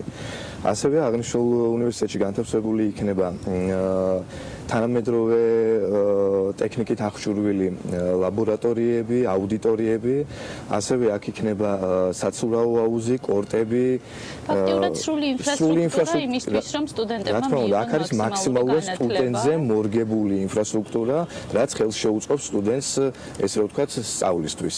ეს განსხვავებული იქნება და რა თქმა უნდა, თავის მასშტაბით როგორც ვახსენე, ძალიან მნიშვნელოვანი არის, რომ SEO-ს რიგით მეოთხე შენობა, ეს არის უნიკალური და განსხვავებული განვითარებული იქნება არა მარტო საქართველოში, არამედ ევროპის უმაღლესი დონის სასწავლებელთა შორის. ეს ყველაფერი ძალიან სასიამოვნოა, რადგანაც რეალურად განათლება არის ჩვენი მომავალი და განათლებული თაობები ჭირდება უძრავი ქონების სექტორსაც. ზურა, ვინაიდან ჩვენი რუბრიკის ერთ-ერთი მთავარი, ასე ვთქვათ, მისია, რომ მომხმარებელს მიაწოდეს მაქსიმალური ინფორმაცია წამყვანი პროექტების შესახებ, ტენდენციების შესახებ და გარკვეული რჩევები მისცეს მას, სწორი არჩევანის, გონივრული არჩევანის გასაკეთებლად უძრავ ქონებაში ინვესტიციისთვის.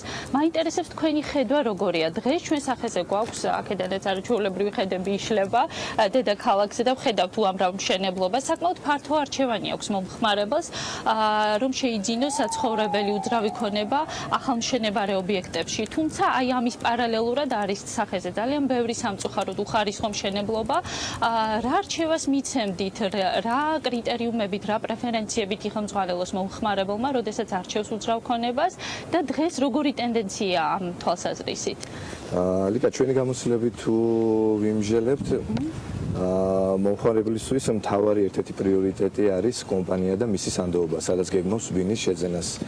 რა თქმა უნდა, დღეს ბაზარზე ძალიან ბევრი მშენებელი არის წარმოდგენილი და როგორც იცით, თბილისში მასშტაბურად მიმდინარეობს მშენებლობა.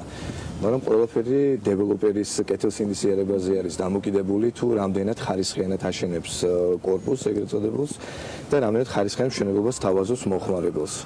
უპირველეს ყოვლისა, ერთ-ერთი მთავარი საკითხი, რაც არის მომხმარებლისთვის და ესე რომ ვთქვათ, ჩემი რჩევა იქნება, რაც შეიძლება მეტი ინფორმაცია მიიღოს უშუალოდ მშენებლობის პროცესზე. თუ რა სამშენებლო მასალები არის გამოყენებული აღნიშნულ მშენებლობაში და აუცილებლად უნდა იმსჯელოს რისკებზე. ერთ-ერთი მთავარი ასევე არის და მნიშვნელოვანი არის თუ რამდენად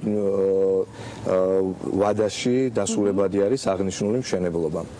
ასევე მშენებლობის მონიტორინგის ერთგვარი, ასე ვთქვათ, მომხმარებელთვის მთავარი არის ინფორმაცია მიიღოს გამოყენებული მასალების შესახებ, ბრენდის შესახებ და აუცილებლად მიიღოს დოკუმენტი იმის შესახებ თუ რამდენად ხარისხიანი არის აღნიშნული მასალა.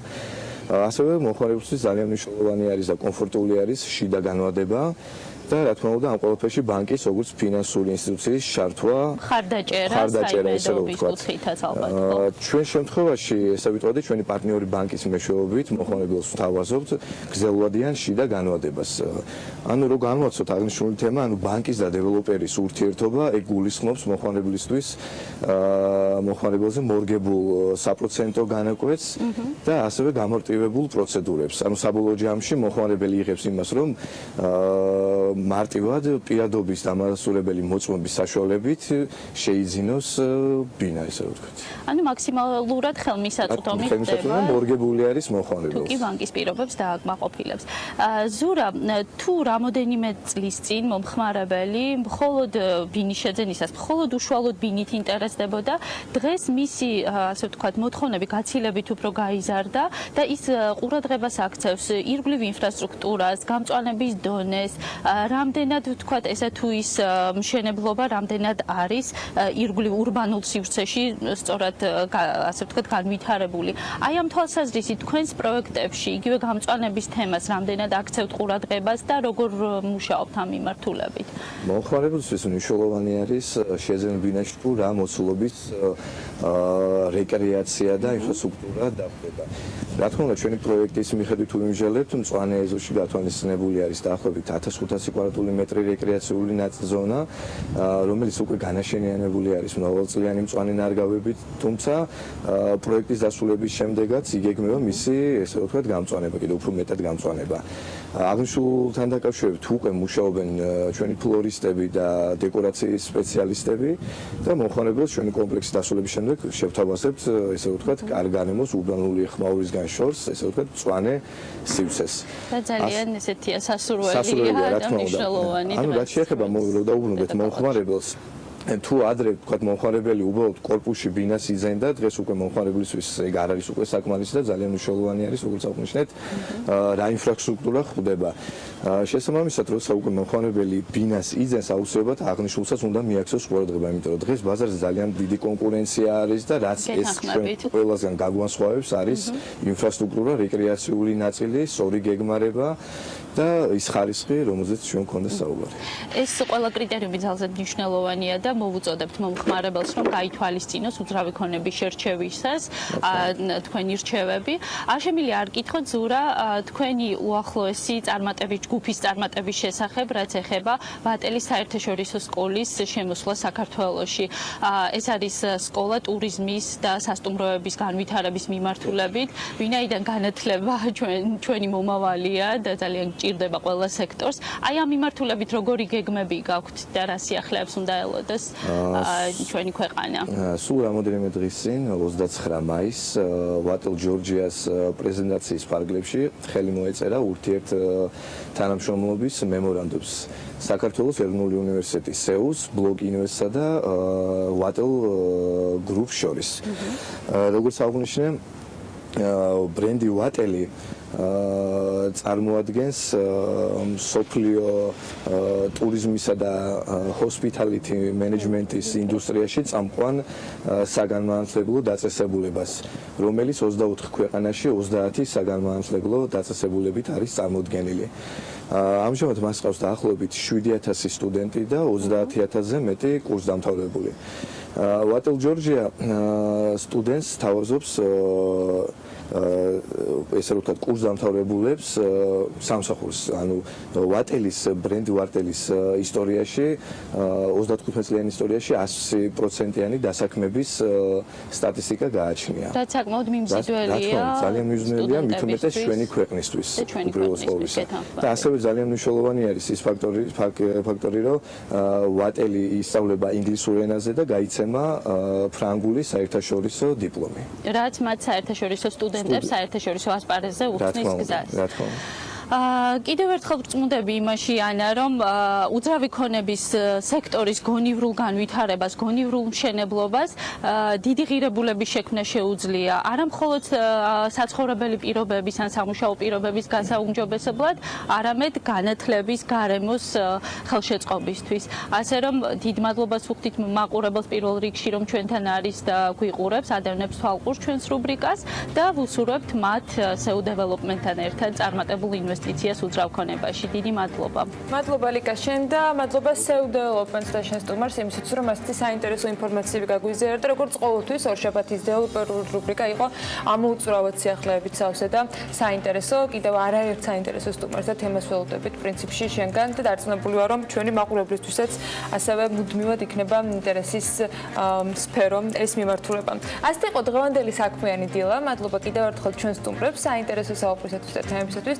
ქალების ნარატივი გელოდებათ, ძალიან ბევრი ბავშვით, მხიარულებით და მზრუნველი მამებით. აუცილებლად უნდა დარჩეთ პირველზე და გვიყუროთ ასევე საქმის კურსში 15 საათზე და 22 საათსა და 30 წუთზე იმისათვის, რომ იყოთ საქმის კურსში ყველა მიმდინარე მოვლენის და სიახლეების შესახებ. ხოლო ზუსტად 8 საათიდან ხვდებით ერთმანეთს.